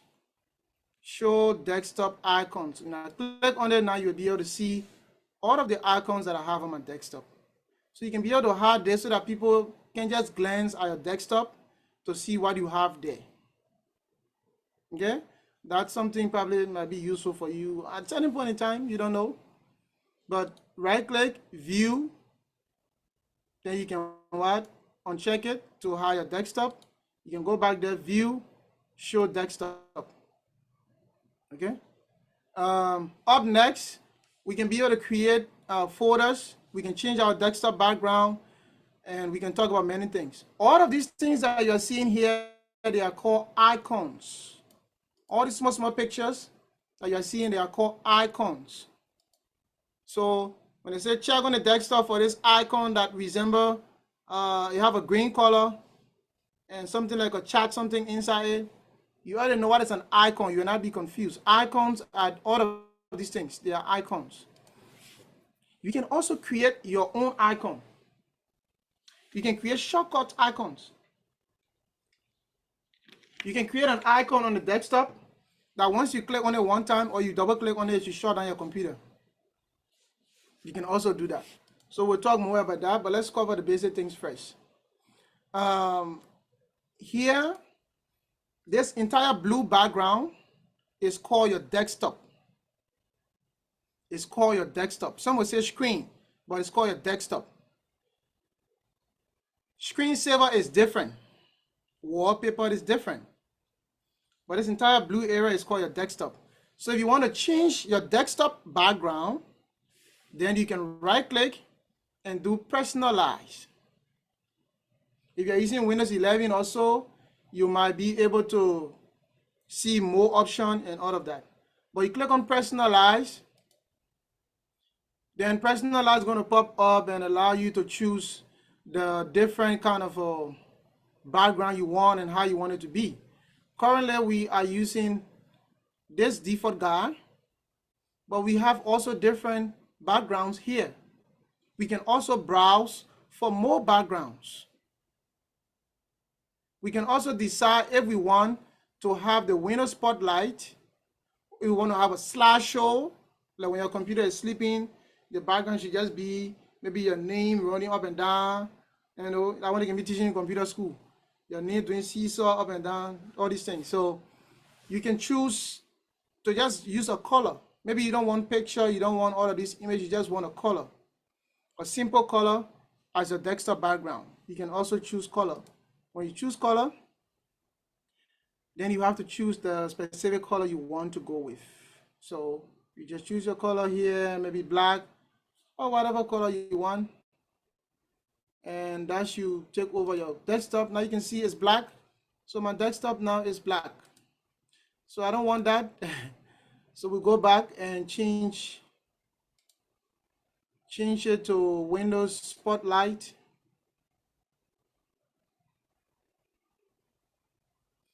And Windows Spotlight means you want to have like those Windows own kind of a theme or Windows own kind of a background to be giving you. Like you can see now, I chose Windows Spotlight. So it spotlighted a random background. That one is coming from Windows, not coming from you. So you can also right click again. We'll go back there, personalize. Or you could search for personalize, or you could search for desktop background. You also find the same thing. If you click here and you do picture, you can also put your picture on your desktop background. So if you choose picture, for example, and then you can browse. When you click on browse, it will take you to your folder to find the specific picture you want to use. Let's say I want to use this picture. But look carefully. You can also choose how you want that particular picture to be fitted on your screen. So currently it's on fill. Apart from fill, we have fit, we have stretch, tile, center, span, and all of that. And let's see how maybe one of them works. So let's choose this picture as our desktop background. When I minimize the screen, you can see that the picture, you know, it just took over this thing like this, and because the picture is not, it's causing even Orlando here and all of that. So let's put it in another form. We can come back here, instead of fill, we can choose tile. Tile means it's going to make the picture to come in multiple, let me like duplicating, copy and pasting it. So when I minimize it, you can see it here now, it's coming in this form. So for most of the pictures you will use as a background, you will have maybe to do it like in this style format. But then I want to go back to my Windows Spotlight and go back there. There's more other things you can do with this guy, but this is just a place to give you the idea that this is where you can find those things. Apart from this guy, even your desktop icons or your icons, you can decide to make them to be larger. Maybe the ones that are there, they are smaller. You can make them bigger if you cannot properly see all of them. And for some of you, your entire desktop is totally, I don't want to say messed up, but it's totally crowded. And it's important that you try to fix that. So let me go back to my medium icon. You can also rearrange your icons. You can sort them by name, by size, by tab, and by date modify. You can do all of these things here. Interestingly, if you want to create a folder, you can right click, come to new, and then folder. Right click, come to new, and then folder to create a folder. Try to organize all of your things into folders. Maybe if it is this semester, you say semester 1. And inside of semester 1 folder, at least you can put algebra or calculus 1, you put biology, try to organize them. Imagine you are applying for a job as a project manager or M&E or controller, Maybe they just tell you to share your screen, you carry your PPT on your computer. The moment you open your desktop, everything gets head scattered. You're not even able to organize your own folders and files on your desktop. But you want to organize the people, company issue. So there's how to create a folder. Right click and then create a folder. So when you click here, this guy's going to pop up. And I think I'm having a little bit of latency or slowness. So I'm seeing the result coming out a little bit late. So I have to speak a little slower. But then when you create a folder, it will come like this by default. And then here, this one will be highlighted automatically. But in case you forget, you just click also, and it comes like this. You can stay. Why my folder disappear? From the desktop, a while back. I don't know how, but they are showing in file desktop. How do I fix that? What if a folder do it from the desktop? We'll come to that later on. So when you create a folder and you forget to rename the folder, you can either press F2 on your keyboard or you can right click. If you're using Windows 11, you'll see more option. When you click on more option, it will give you now this view. But if you're using 10 and other version, you can just easily click here on rename. You click here on rename, you should be able to rename that folder. So let's call this folder maybe OWCC _2026. Okay, that's our folder name. Now from this folder, we can go into that folder by double clicking on that folder and creating subfolders, maybe day 1, day 2, day 3, and all of that. So let's create another folder here. We can right click or easily, you have the option right up here, new folder. Since you're already into OWCC folder from the desktop, you can either right click and do new folder, the same way we did it, or you can just easily click here on new folder. When you do that, it's going to bring up this guy, and then you can either put day 1 and then click outside of it. You can even go into day 1 and create another folders in day 1. So that way when you're searching for things, it becomes easier to know. Okay, it becomes easier to know like where to find things. You'll not be looking all over. So after day 1, you can also create another folder for day 2. And I'll show you the reason why we are creating these folders. We create another one called day 2. Now from this day 1 and day 2, we can make use of the copy and cut and paste. So let's create day 3. Day 3 folder. Okay. So to understanding the copy, cut, and paste, when you copy something, for example, if you copy in this folder, you are copying everything within that folder. It's almost like you are doing a duplicate of it. So this folder will remain to the same place. That means if you right click and you do copy, or when you highlight this folder and then you do Control C on your keyboard, or you can click here on copy. If you're doing any of these things, you are just creating another version of that folder. So let's copy this folder, day 3, and carry it into day 1 folder by using Control V to paste it, or you can right click and do paste, or easily you could come here, you see the option here right here for paste. But then if we go back into the OWCC folder, we are still seeing day 3. That is because we copy. But if we cut, Control X, or if you use this one right here that have the scissors on it, cut, Control X.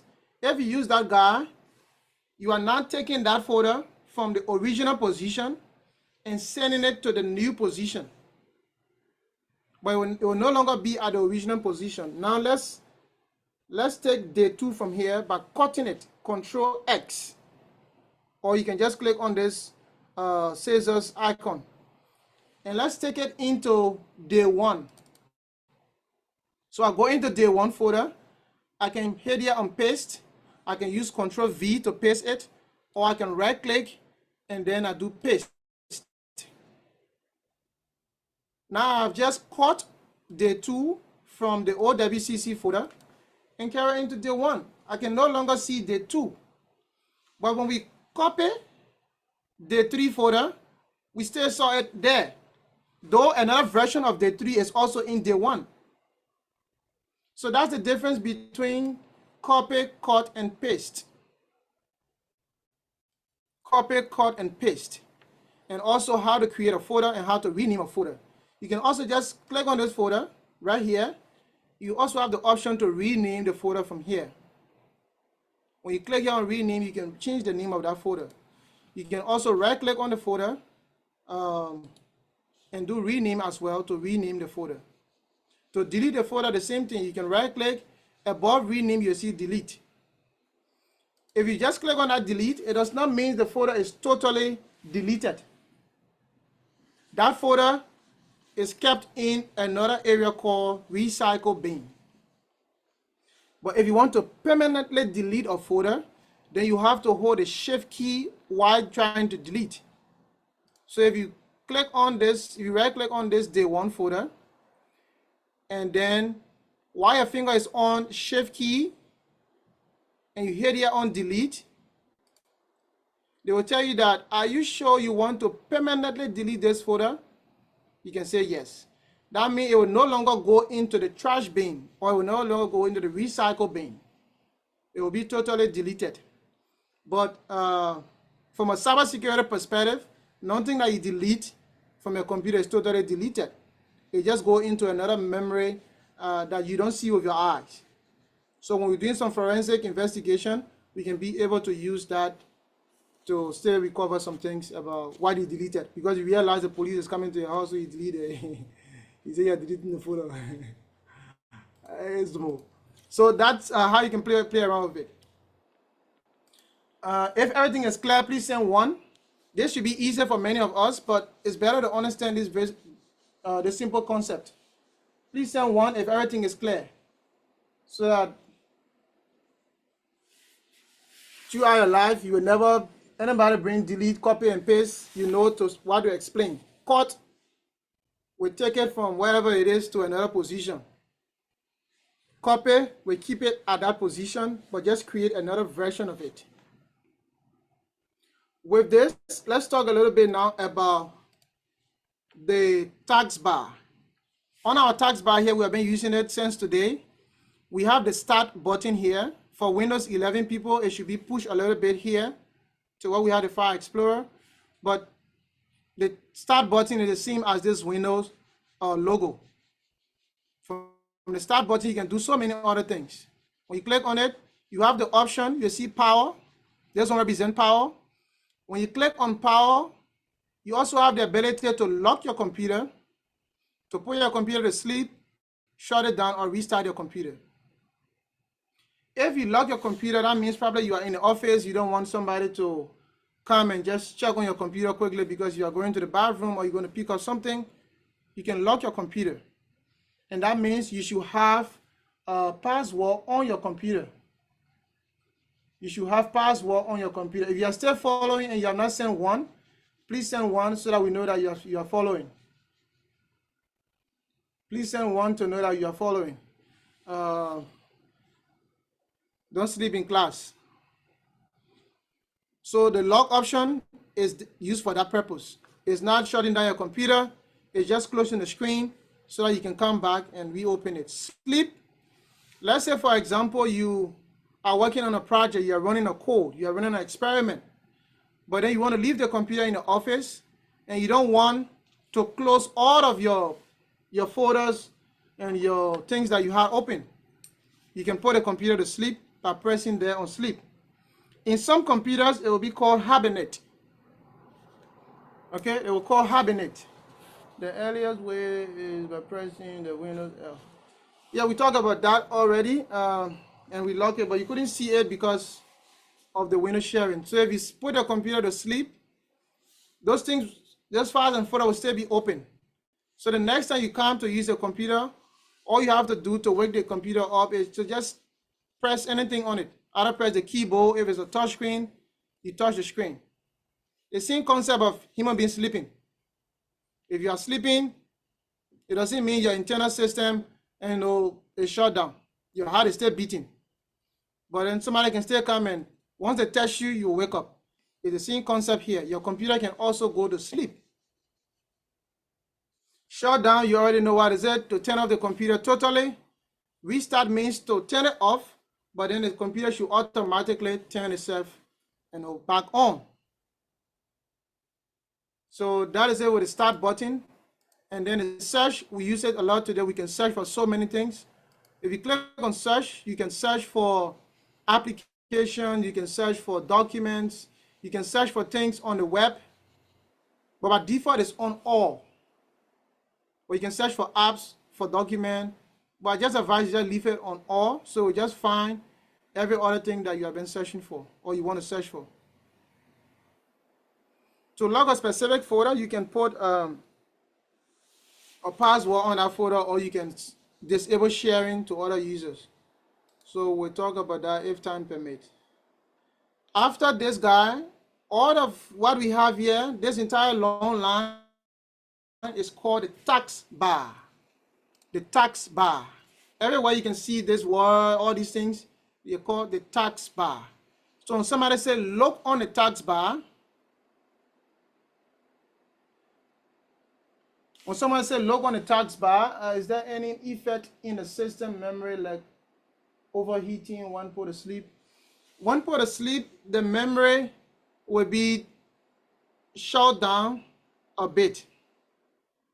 Okay, when the computer is sleeping, the memory will be shut down a little bit. It seems like when you are the human, you are sleeping, some part of your body might not be working that much. Your feet, though they are still active, they are still alive, but they are not moving. So that means the energy that should be exerted from your leg will be reduced. So the same thing happens for your computer. When it is sleeping, it will not be overheating, or it will not be working, like running so many things. And the same concept applies to our Edge browser. We'll talk about it when we get there. Now, Microsoft Edge, what it did, they incorporated memory to save memory. So if you're no longer using a specific tab, in your browser, you're having so many tabs open. Some people, they just open so many tabs. Sometimes I do the same. Opening so many tabs used to kill the computer battery. So when the developers decided to, and they thought about it, how can we help? Because some people don't want to just close all of their research tabs, they want to leave it open. But this thing is also killing the computer battery. So for the solution, Microsoft Edge incorporated something called saving memory. So if you stop using that tab, that having maybe YouTube or having a particular website for a certain period of time, maybe a few minutes, is going to put that tab to sleep. Once that tab is asleep, the memory that you should be using will not be used again. Though the tab is already there, the tab is still open, but it is not being used again. So we'll talk about more on the Microsoft Edge when we get there. Harrison, I will take you quickly. Harrison, you can unmute yourself and ask quickly. Your hand is up. If not, okay, I think you put it back down. So this entire area is the taskbar. On the taskbar, some of you might not have your word here, you might not have all of these things there. Yours might just be empty. You can be able to put things to your taskbar, like things that you frequently use. You can just pin it to your taskbar. So for example, if Microsoft Word is open, and I'm always using Microsoft Word, always using it. Once I open Microsoft Word, I can just right click. Hello, can anybody hear me? Yes, Check. yes, I'm hearing you. Yes, we are hearing Okay. you. Yeah, we are getting it loud and clear. All right. So Yes, if you yes. use Microsoft Word over and over and Yeah, again, Virgin. you can just right click on it and then you'll see something called pin to taskbar. Let me unpin it. Okay, let me unpin it. No problem. So I already unpin it. Unpin it means once I close Microsoft Word, it should no longer be on this taskbar again. So for you, if you open Microsoft Word or any other programs, just right click on it and then here you can do pin to taskbar. If you click on pin to taskbar, meaning you want to dock or you want to keep that particular thing there. So even if you close, if I close this Word document, don't save, it should still show Microsoft Word here, even though it's not open. I don't have any document there. It should still show Microsoft Word down here because it's already pinned to taskbar. So things that you use frequently, try to pin it to taskbar. So you don't have to be searching for it over and over and again. Okay? And we talk about this session, about the date and time. Also in this area, you can see, for some of you, maybe you should be able to see yours showing in the taskbar. But if you can't see it, you can press on this upper arrow here. It will show you other things that are hidden from your taskbar, like your Wi-Fi. And we'll talk about, if time permits, we have so many things to talk about. We talk about the Wi-Fi and how you can be able to, we cover it on other editions, but how you can be able to see a Wi-Fi password. Though you don't know, I just come to this computer now and I see that this computer is connected to the TIT Wi-Fi. So I might want to know what is the password for this TIT Wi-Fi. Maybe I want to connect my phone to the same Wi-Fi, but my friend is not in the office, or my friend is not around, or my brother is not around, or my dad is not around, and he knows the password for this Wi-Fi. So how can I get this Wi-Fi, though it's connected? How can I leverage the opportunity that it is connected and I can be able to use and to access the password? Let's do it quickly. If you want us to postpone it for another time, we can do it. Just send one if you want us to show the password. Please proceed. Just send one in the chat session if you want us to do that. If we get more ones, then we'll show it. If we don't get more ones, then we will move on. Okay. So we have many ways to do it. Number one is we can right click and do properties. Okay. Right click and do properties. Or let's come back down here. You can right click on the Wi-Fi. One of the volunteers, please mute. Someone mic is open. You can right click on the Wi-Fi symbol. You will see open network and sharing settings. You'll see open network and sharing settings. Or another way that a technical person might open this same network and sharing center window. I think my screen is coming a little bit. It's popping up a little bit. Another volunteer there, please mute John J. Zion. Okay, thank you. So another way to step up when the network and sharing center open like this, what you want to look for is change adapter option. Click on change adapter option. And then it will show you this guy. But easily for those doing networking, they can easily come here directly by holding the Windows key and arrow. And in the run dialog box, they'll tap ncpa.cpl. ncpa.cpl will directly bring them to the same screen. See, they don't have to go maybe right-clicking there, right-clicking there. ncpa.cpl. You can put it in the run dialog box, or you could search for run. If you don't want to use the Windows and arrow key, you can search for run, R-U-N. You'll see this guy right here, run. When you click on it, and then inside it, you tap ncpa.cpl.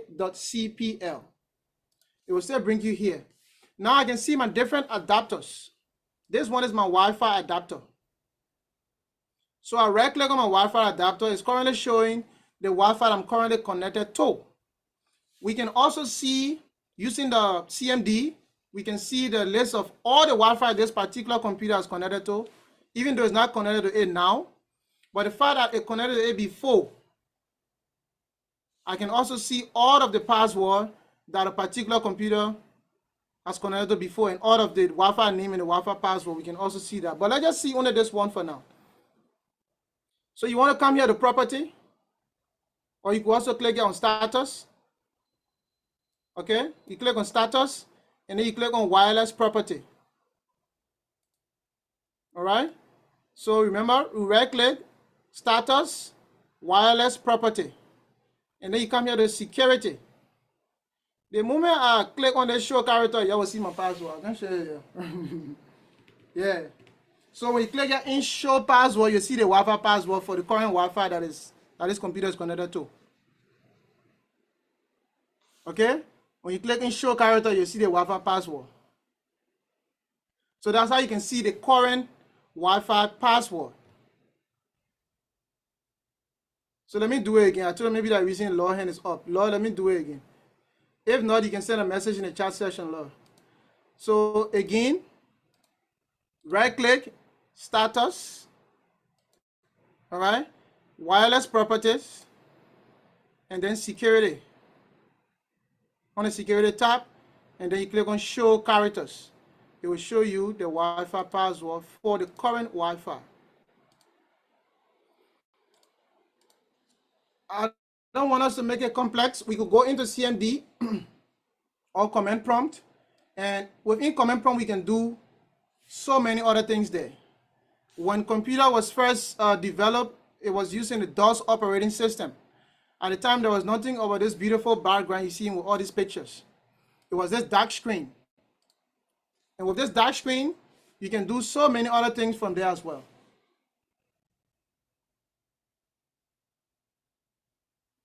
From this dark screen, you can do so many other things from there as well. You can create folder, you can rename folder, you can do a whole lot. So for example, if I want to create a folder on the desktop, I can navigate easily to the desktop. Let me see if I can find my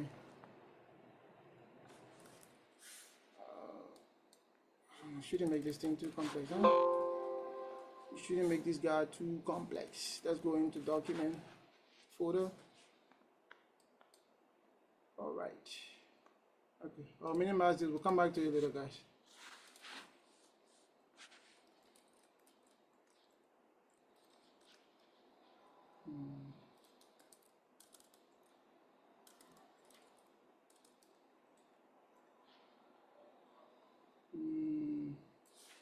Not HA show WLAN profile. All right. So let's come back to it later. Let's finish our tags. So everything here we are explaining about it. This entire place is the taskbar. We talk about creating folder,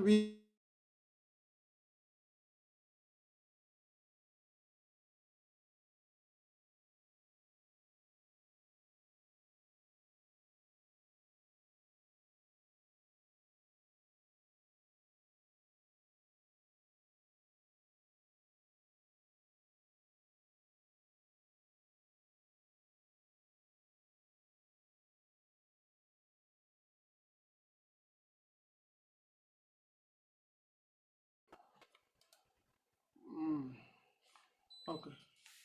I need some air in here. So we are in this OWCC 2026 folder. If you have the Wi-Fi singular but not connected to your device, okay, the Wi-Fi people outside there. We currently have two folders here right now, day 1 and day 3. We can also create a folder. When I come into this address bar here up here, I can just remove everything, or once I click, everything will be highlighted. I can do CMD from here directly, meaning it's going to open this same folder. It's going to open it, but on my command prompt. So easily I can create a folder. Instead of right clicking, I can use mkdir and put maybe day 4. You see here, automatically there's a folder that was created called day 4. If you look carefully, there is no day 5. Let's create a day 5 folder. So we use the command mkdir, that is make directory. Directory is more like a folder. So mk is the abbreviation of make. So make directory, and what's the directory name? The directory name is day 5. Now I have just created another folder called day 5. I can go inside of that folder from here using command prompt, using cd day 5. And I can use the tab key to complete a command for me. CD means to change directory. CD means to change directory. So change directory to day 5. Now I'm currently into day 5 folder. I'm currently into day 5 folder. Arlington battery day low, but I'm leaving. Okay. So you can use CMD to do a whole lot of things. And that's what was used way back in the days of the early stage of computer. But then talking about folder, we can create a folder that is very powerful. And this folder is called GodMode. GodMode. With GodMode folders, it gives us access to the entire control panel of over 200 different features. We can use it on Windows 11, Windows 7, Windows 10. So I'll find a way to send the code in the group, but go to the area, like come here to new, and then you click on folder. When you click on folder, you have to tap the name of that folder. And the name of the folder now is some kind of a code we have to put in here that will give us the ability to access our computer or configure many things on our computer that we might not just be able to find easily. I don't know if I still have the code saved to my, okay, I still have it here. So let me copy it and send it to the chat. Let me open this guy right here and paste it here. All right. So I just pasted it in the chat section. You should be able to find it there. So once you create this GodMode folder, create an empty folder, and then paste that instruction into it, GodMode. Everything that's as it was sent to you. Everything. I don't want to re-add a DJ one at a time. It's going to take too much of time.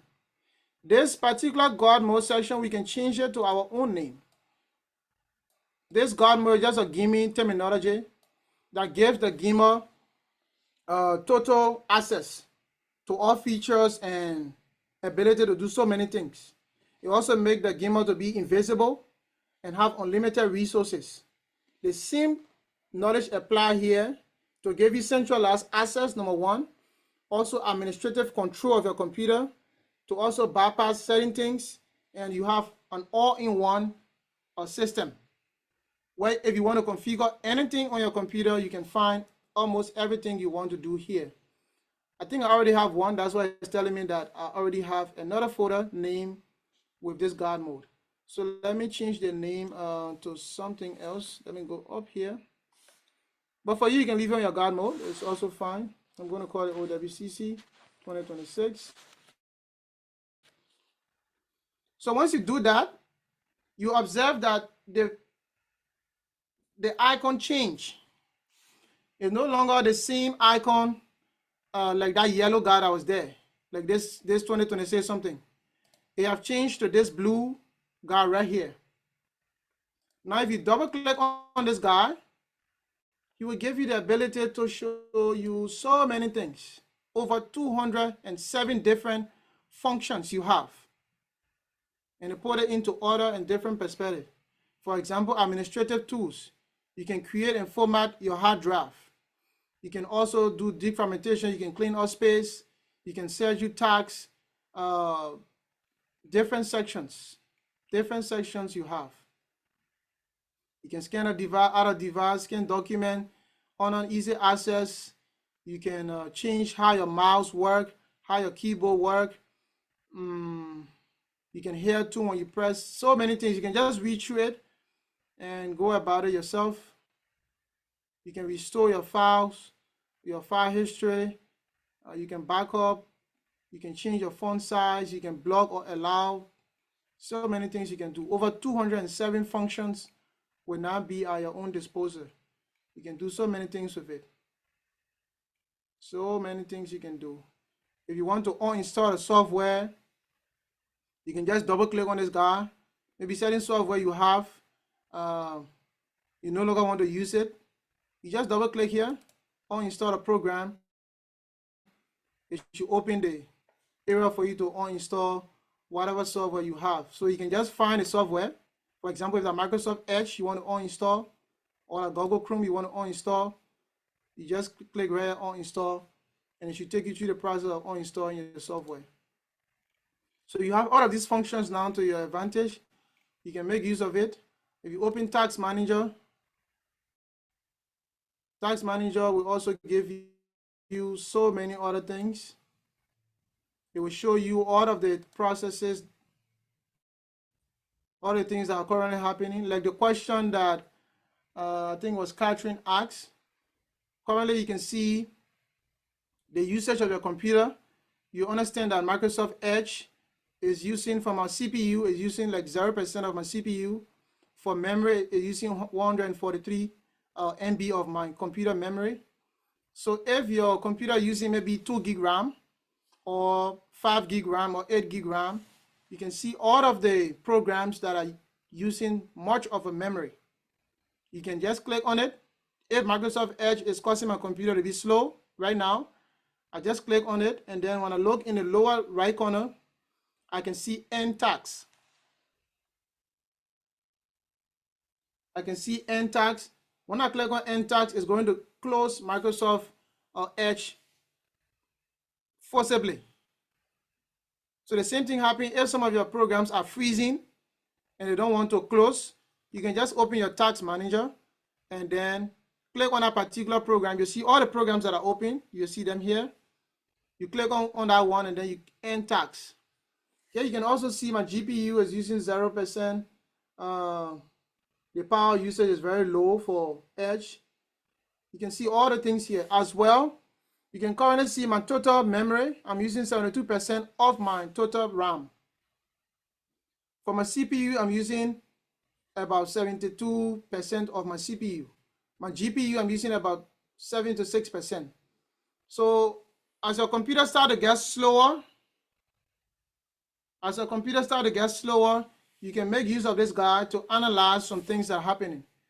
So since some of you are asking, go to the GodMode folder. If you have created a GodMode folder, please send one. Please go over this again. Okay. So firstly is to create a GodMode folder. I send the code in the chat session, so you can use the code from the chat session to create the folder. If you have created a GodMode folder, please send one in the chat session. Let me send the code there again. If you have created a GodMode folder, please send one in the chat session. That's the very first process. Okay, only 3 persons have done it. Okay, so many of you have not created a GodMode folder. What is the main problem? Like copying the code, or what is the difficulty in creating a folder? To create a folder, you right click, go to New, you click on Folder. The code can be copied. Okay, so I will send this code in the WeChat group and in the WhatsApp group after this training. Except we want to take maybe 5 minutes break, then I can give you the chance to manually type the code. Okay, so let me paste the code here in Word, zoom it bigger, Then, but even after the program, I'll still send that code in the groups. So let me paste it here and make it bigger to give you a chance to tap it manually, okay? Remember not to miss any of the symbols here, okay? So you can tap it manually, and after 5 minutes, this code can be copied. Yes, okay, so now you can do it exactly as you see it. This one, or this part of it is not mandatory. Like, you don't have to be a sim. You can use your own name there. But if you just want to stick to the class, then you can stick with this GodMode. So you don't have to be uppercase, lowercase. You can just tap it anyhow. But then remember, after it, you have a period or a dot right here. And then you have a curly brace that is open. You have a curly brace that is open, and then you have these digits. After this first section, you have hyphen or the minus sign. Then you got another digit, you got another minus sign. Like that, until you close the curly brace. So let me give you a chance to do that in 3 minutes. If you fast, in 3 minutes, you can try to do it.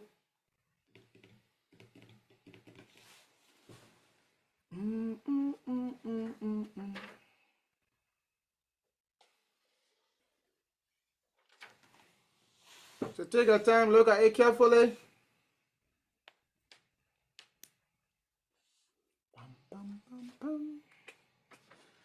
Today maybe we'll finish before 10 o'clock. We'll not reach 11 o'clock, so you can stick around. Before 10 o'clock will be over. You said to create it, we should right click. Yeah, go about the same normal process of creating a folder. Go on your desktop or go anywhere you want to create a folder, anywhere. Right click, go to new, then you see folder. Click on folder and then rename your folder with this name. Rename your folder with this name. So that's why we did the creating folder first, so that you can know how to create a folder. Right click on your desktop, go to new, you see folder. Create that folder and then rename the folder with this name that you have here. We'll finish before 11 o'clock, so please stick around. Attendance will be taken after the section. Attendance will be taken after the section. If you have done it, if you are that fast, you can send one if you have done it. If we got more people, then we'll proceed. Then other people, they will copy it from the group or watch the video later. Okay, so 3, 4 persons now, 5 persons have done it. 6, okay, that's good. We have people that are fast. Fast people. Fast people. All right, so let's move on. Okay, so that's great. You already have the folder now. Now you double click on the GodMode folder. Whatever you save it, if it was on your desktop or if it was in your document folder or whatever place you created that GodMode folder. Now you want to scroll down to system. When you double click on it, scroll way down to the system section. This section I have system. You see about 21 different features on that section. Look for system, and on the system you see task manager. You could also, if you have not created a folder yet and you want to still follow us, you can search for task manager on your search bar. Search for task manager. You'll still be able to see whatever we are about to do. So nobody leaving behind. Nobody leaving behind. Search for task manager. From the task manager now you can see what we're just talking about. You can also count your performance. You can see the graph of your memory, like the question Catherine asked. Now you can get entire view of the GPU and the CPU, your hard drive, your Wi-Fi, your memory, which is your RAM. You can see everything here. Ooh. can see everything and analyze what all is happening. So this CPU has been up for the last 10 hours. Similar thing, my memory currently in use is about 6 gig of memory in use. I have less memory remaining, about 1.8, 1.9. So if I open any kind of a heavy software that is about 1.5, my computer will start behaving very slow. Okay. So this is how you can analyze everything. Even a startup program, the one that we showed before, you can also see a startup program from here. You can enable or disable startup program as well. And all of the users and so many things you can find from the task manager. So that's it for this control panel or the GodMode folder. We can create an account like the other person I was asking about the different users, like your friend, maybe you can switch to different user. That is under the aspect of user accounts. So you can create user account. You can also change the particular user password from this entire area. You can also remove a user. All right, so that is it for that guy, and we should be good with it. Any question? Any question? We'll soon be ending, probably before, maybe by 9:45, we'll be ending the session for today. Any question? You can raise your hand or you can ask in the chat session. If all is clear from your end, please type clear in the chat box. If all is clear from your end, please type clear in the chat box. Yeah, Jara Gibson, you can unmute yourself. To the rest of the participants, please type clear in the chat box. If all is clear so that we know. Yeah, Jara, unmute yourself and ask. Okay, yeah, you were still talking. So my question is, the attendance that can be taken, does it also include the people that attend on Facebook? Nope. People can join late.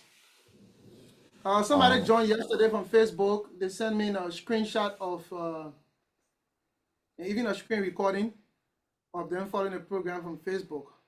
So if that person show that level of consistency and dedication to learn, we can also give certificate to them. But not somebody who will just go to the Facebook when the program is not on, or after the program, you go and take screenshot, you can send it to. Yeah, the reason I ask is that maybe because like the meeting only take 100 people, right? And they also have some new people that just joined OWCC, which will really want to be involved. So I was thinking that maybe old people can join from the Facebook side, and then the new people can be here, which I think it will give other people the chance to be part of it. All right, we'll look into that. You see, the reason why this year specifically we are using a platform that can take 100 people, and it's good that Jala here I just spoke. Jala has served as a volunteer for almost all of the editions of the program. And last edition, when we were having a program, he was the one that I even gave the money to pay for the Zoom platform. I think it was 400 or 500 that I gave him to pay for the Zoom platform. Because we have 500 or more people that can register for the program. So I don't want to leave anyone out. So we have to pay for the platform that can accommodate 500 people. So I have to pay for that platform. And it's important, like I told someone, this is the 9th edition of the program. If you are just joining, we have had complex topics on cybersecurity, big data, machine learning, and so many other things. You can check the YouTube channel and you'll see all of these videos, right? This program is not being sponsored by anyone. This is the 9th edition. I pay for everything myself. If Enoch is here from Gina, I even use his MasterCard to pay for, to renew all of the site for TIT or recent last 2 weeks. And I pay almost $170 something or $200 to renew all of the systems for TIT. And then I have to pay for Zoom. When I have in a program on a bigger platform, I have to pay for Zoom 4 to 500. So all of these things, they are being sponsored by myself.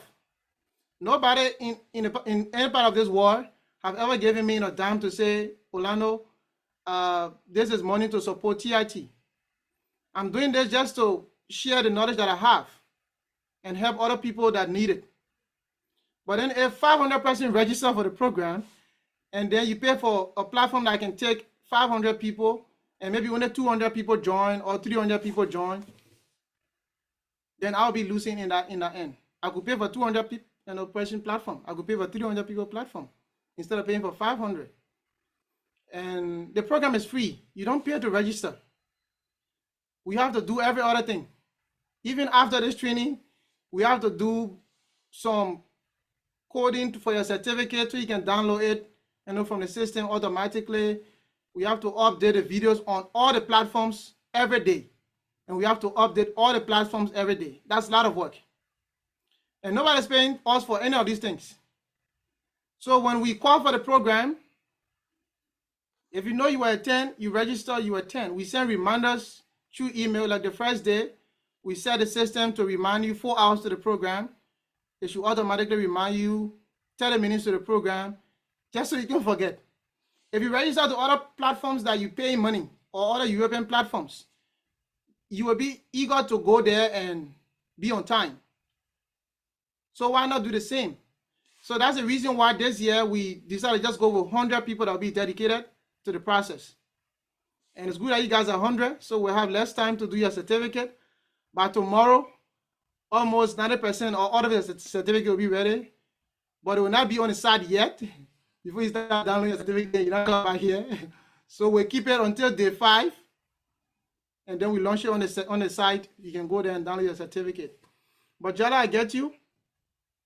And it's going to be difficult to track the attendance of all people on Facebook, because everybody will be sending you screenshots. And the way the system is designed for the certificate verification, we use an ID. When you register in, the system will automatically generate an ID. We use that ID, combine it with your registered name, so that whenever you search for that name, your last name, or that ID, it can query the system to see if anything exists in the database of such. So if somebody don't register, they just join Facebook as an old member, it's going to be difficult for us to work with that. So let's see how this edition will go until the end of the 5. Then we will evaluate and see, maybe we'll step it up the next time. But for now, that's what we can do. Yeah. So Well understood. Okay. So back to the session. If it is too much for us today, if you learn a lot and you want us to stop here, you can say stop in the chat session, or you can say 1. 1 is for us to continue. 2 is for us to stop. So we can stop here and get ready for tomorrow.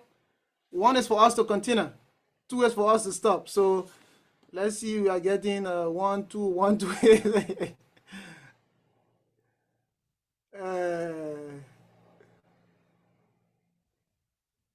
Okay. So 2 is for us to stop. Many people want us to stop. Okay. So we'll stop here for today. You guys have learned a lot today, so we'll stop here. Some people still want to learn. So when we end the platform, the meeting officially, maybe we'll give you 15 minutes to stay here for those who still want to learn. We'll give you 15 minutes. Then you can stay interact with us. We can ask questions, answer questions, and converse. Tomorrow, we will be talking about, tomorrow should be about Microsoft Word and Excel, I think so. Or Edge. But I will check the schedule. So that's it for today. Let us do the attendance now. Honorable Willie, Honorable Jenkins, if you are there, any of the volunteers, please take a screenshot as well from your side. I'm going to stop sharing. You can now turn on your camera. And to verify the attendance, like we said, you can always go to the YouTube channel and then go at the end of today's video, skip through, you will see this particular part of us doing the attendance. You just pause it, and then you'll see your name. When you see your name, you pause it. Oh, CEO, my name was not there. Oh, Prezo, my name was not there. But this is me. Then we'll help you to do that. All right, let's take our attendance. At this time, please, nobody should send a message so that I don't cover the name of other people, because Flomo, when the Flomo is now here in this corner, any message I can't reply any. So let's say any message right now. Let's finish the attendance first. Then you can send in any message you have. If you about attendance, somebody leave the platform. No, it's okay. You don't have to disable the camera. It's okay. You disable the camera, sir. It's okay. If your camera cannot open, it's okay. No worries. Okay, let's go ahead now. Let me do the YouTube first before I do the screenshots. So I'm taking the YouTube first. I'm on the first screen. You don't know which screen you are on, so please take in that position. If your camera is off, leave it off at this moment. If it's on, leave it on at this moment. Or else you might go to another screen which you were not part of. I'm taking the second one, and I'm taking the third one. So I'll repeat. Maybe somebody, my whole got crook. On day 5, we'll be having the chairperson of the Academic Excellence Committee of the Liberian Student Union in China and myself for an open discussion on research and ICT trend. He graduated recently, Mr. Moba, with PhD, and he's a very good researcher, published 8 SCIQ1 Q2 papers during his time as a PhD student. So he'll be able to share some of his experience and guide us or educate us on what we need to do about our research, publication, and all of that. That will be on day 5. We'll just be in an open discussion about the trends of technology, trends of research, and so many other things. Oops, we have 2 more screens. Then we'll end this whole thing today. Thank you all for joining. Let me take the last screen. All right. All of the Liberian Student Union in China members that joined, thank you. To the Academic Excellence Committee members, led by Mr. Moba and his team, Honorable Quinetta, Darius Johnson. Yeah, so officially we are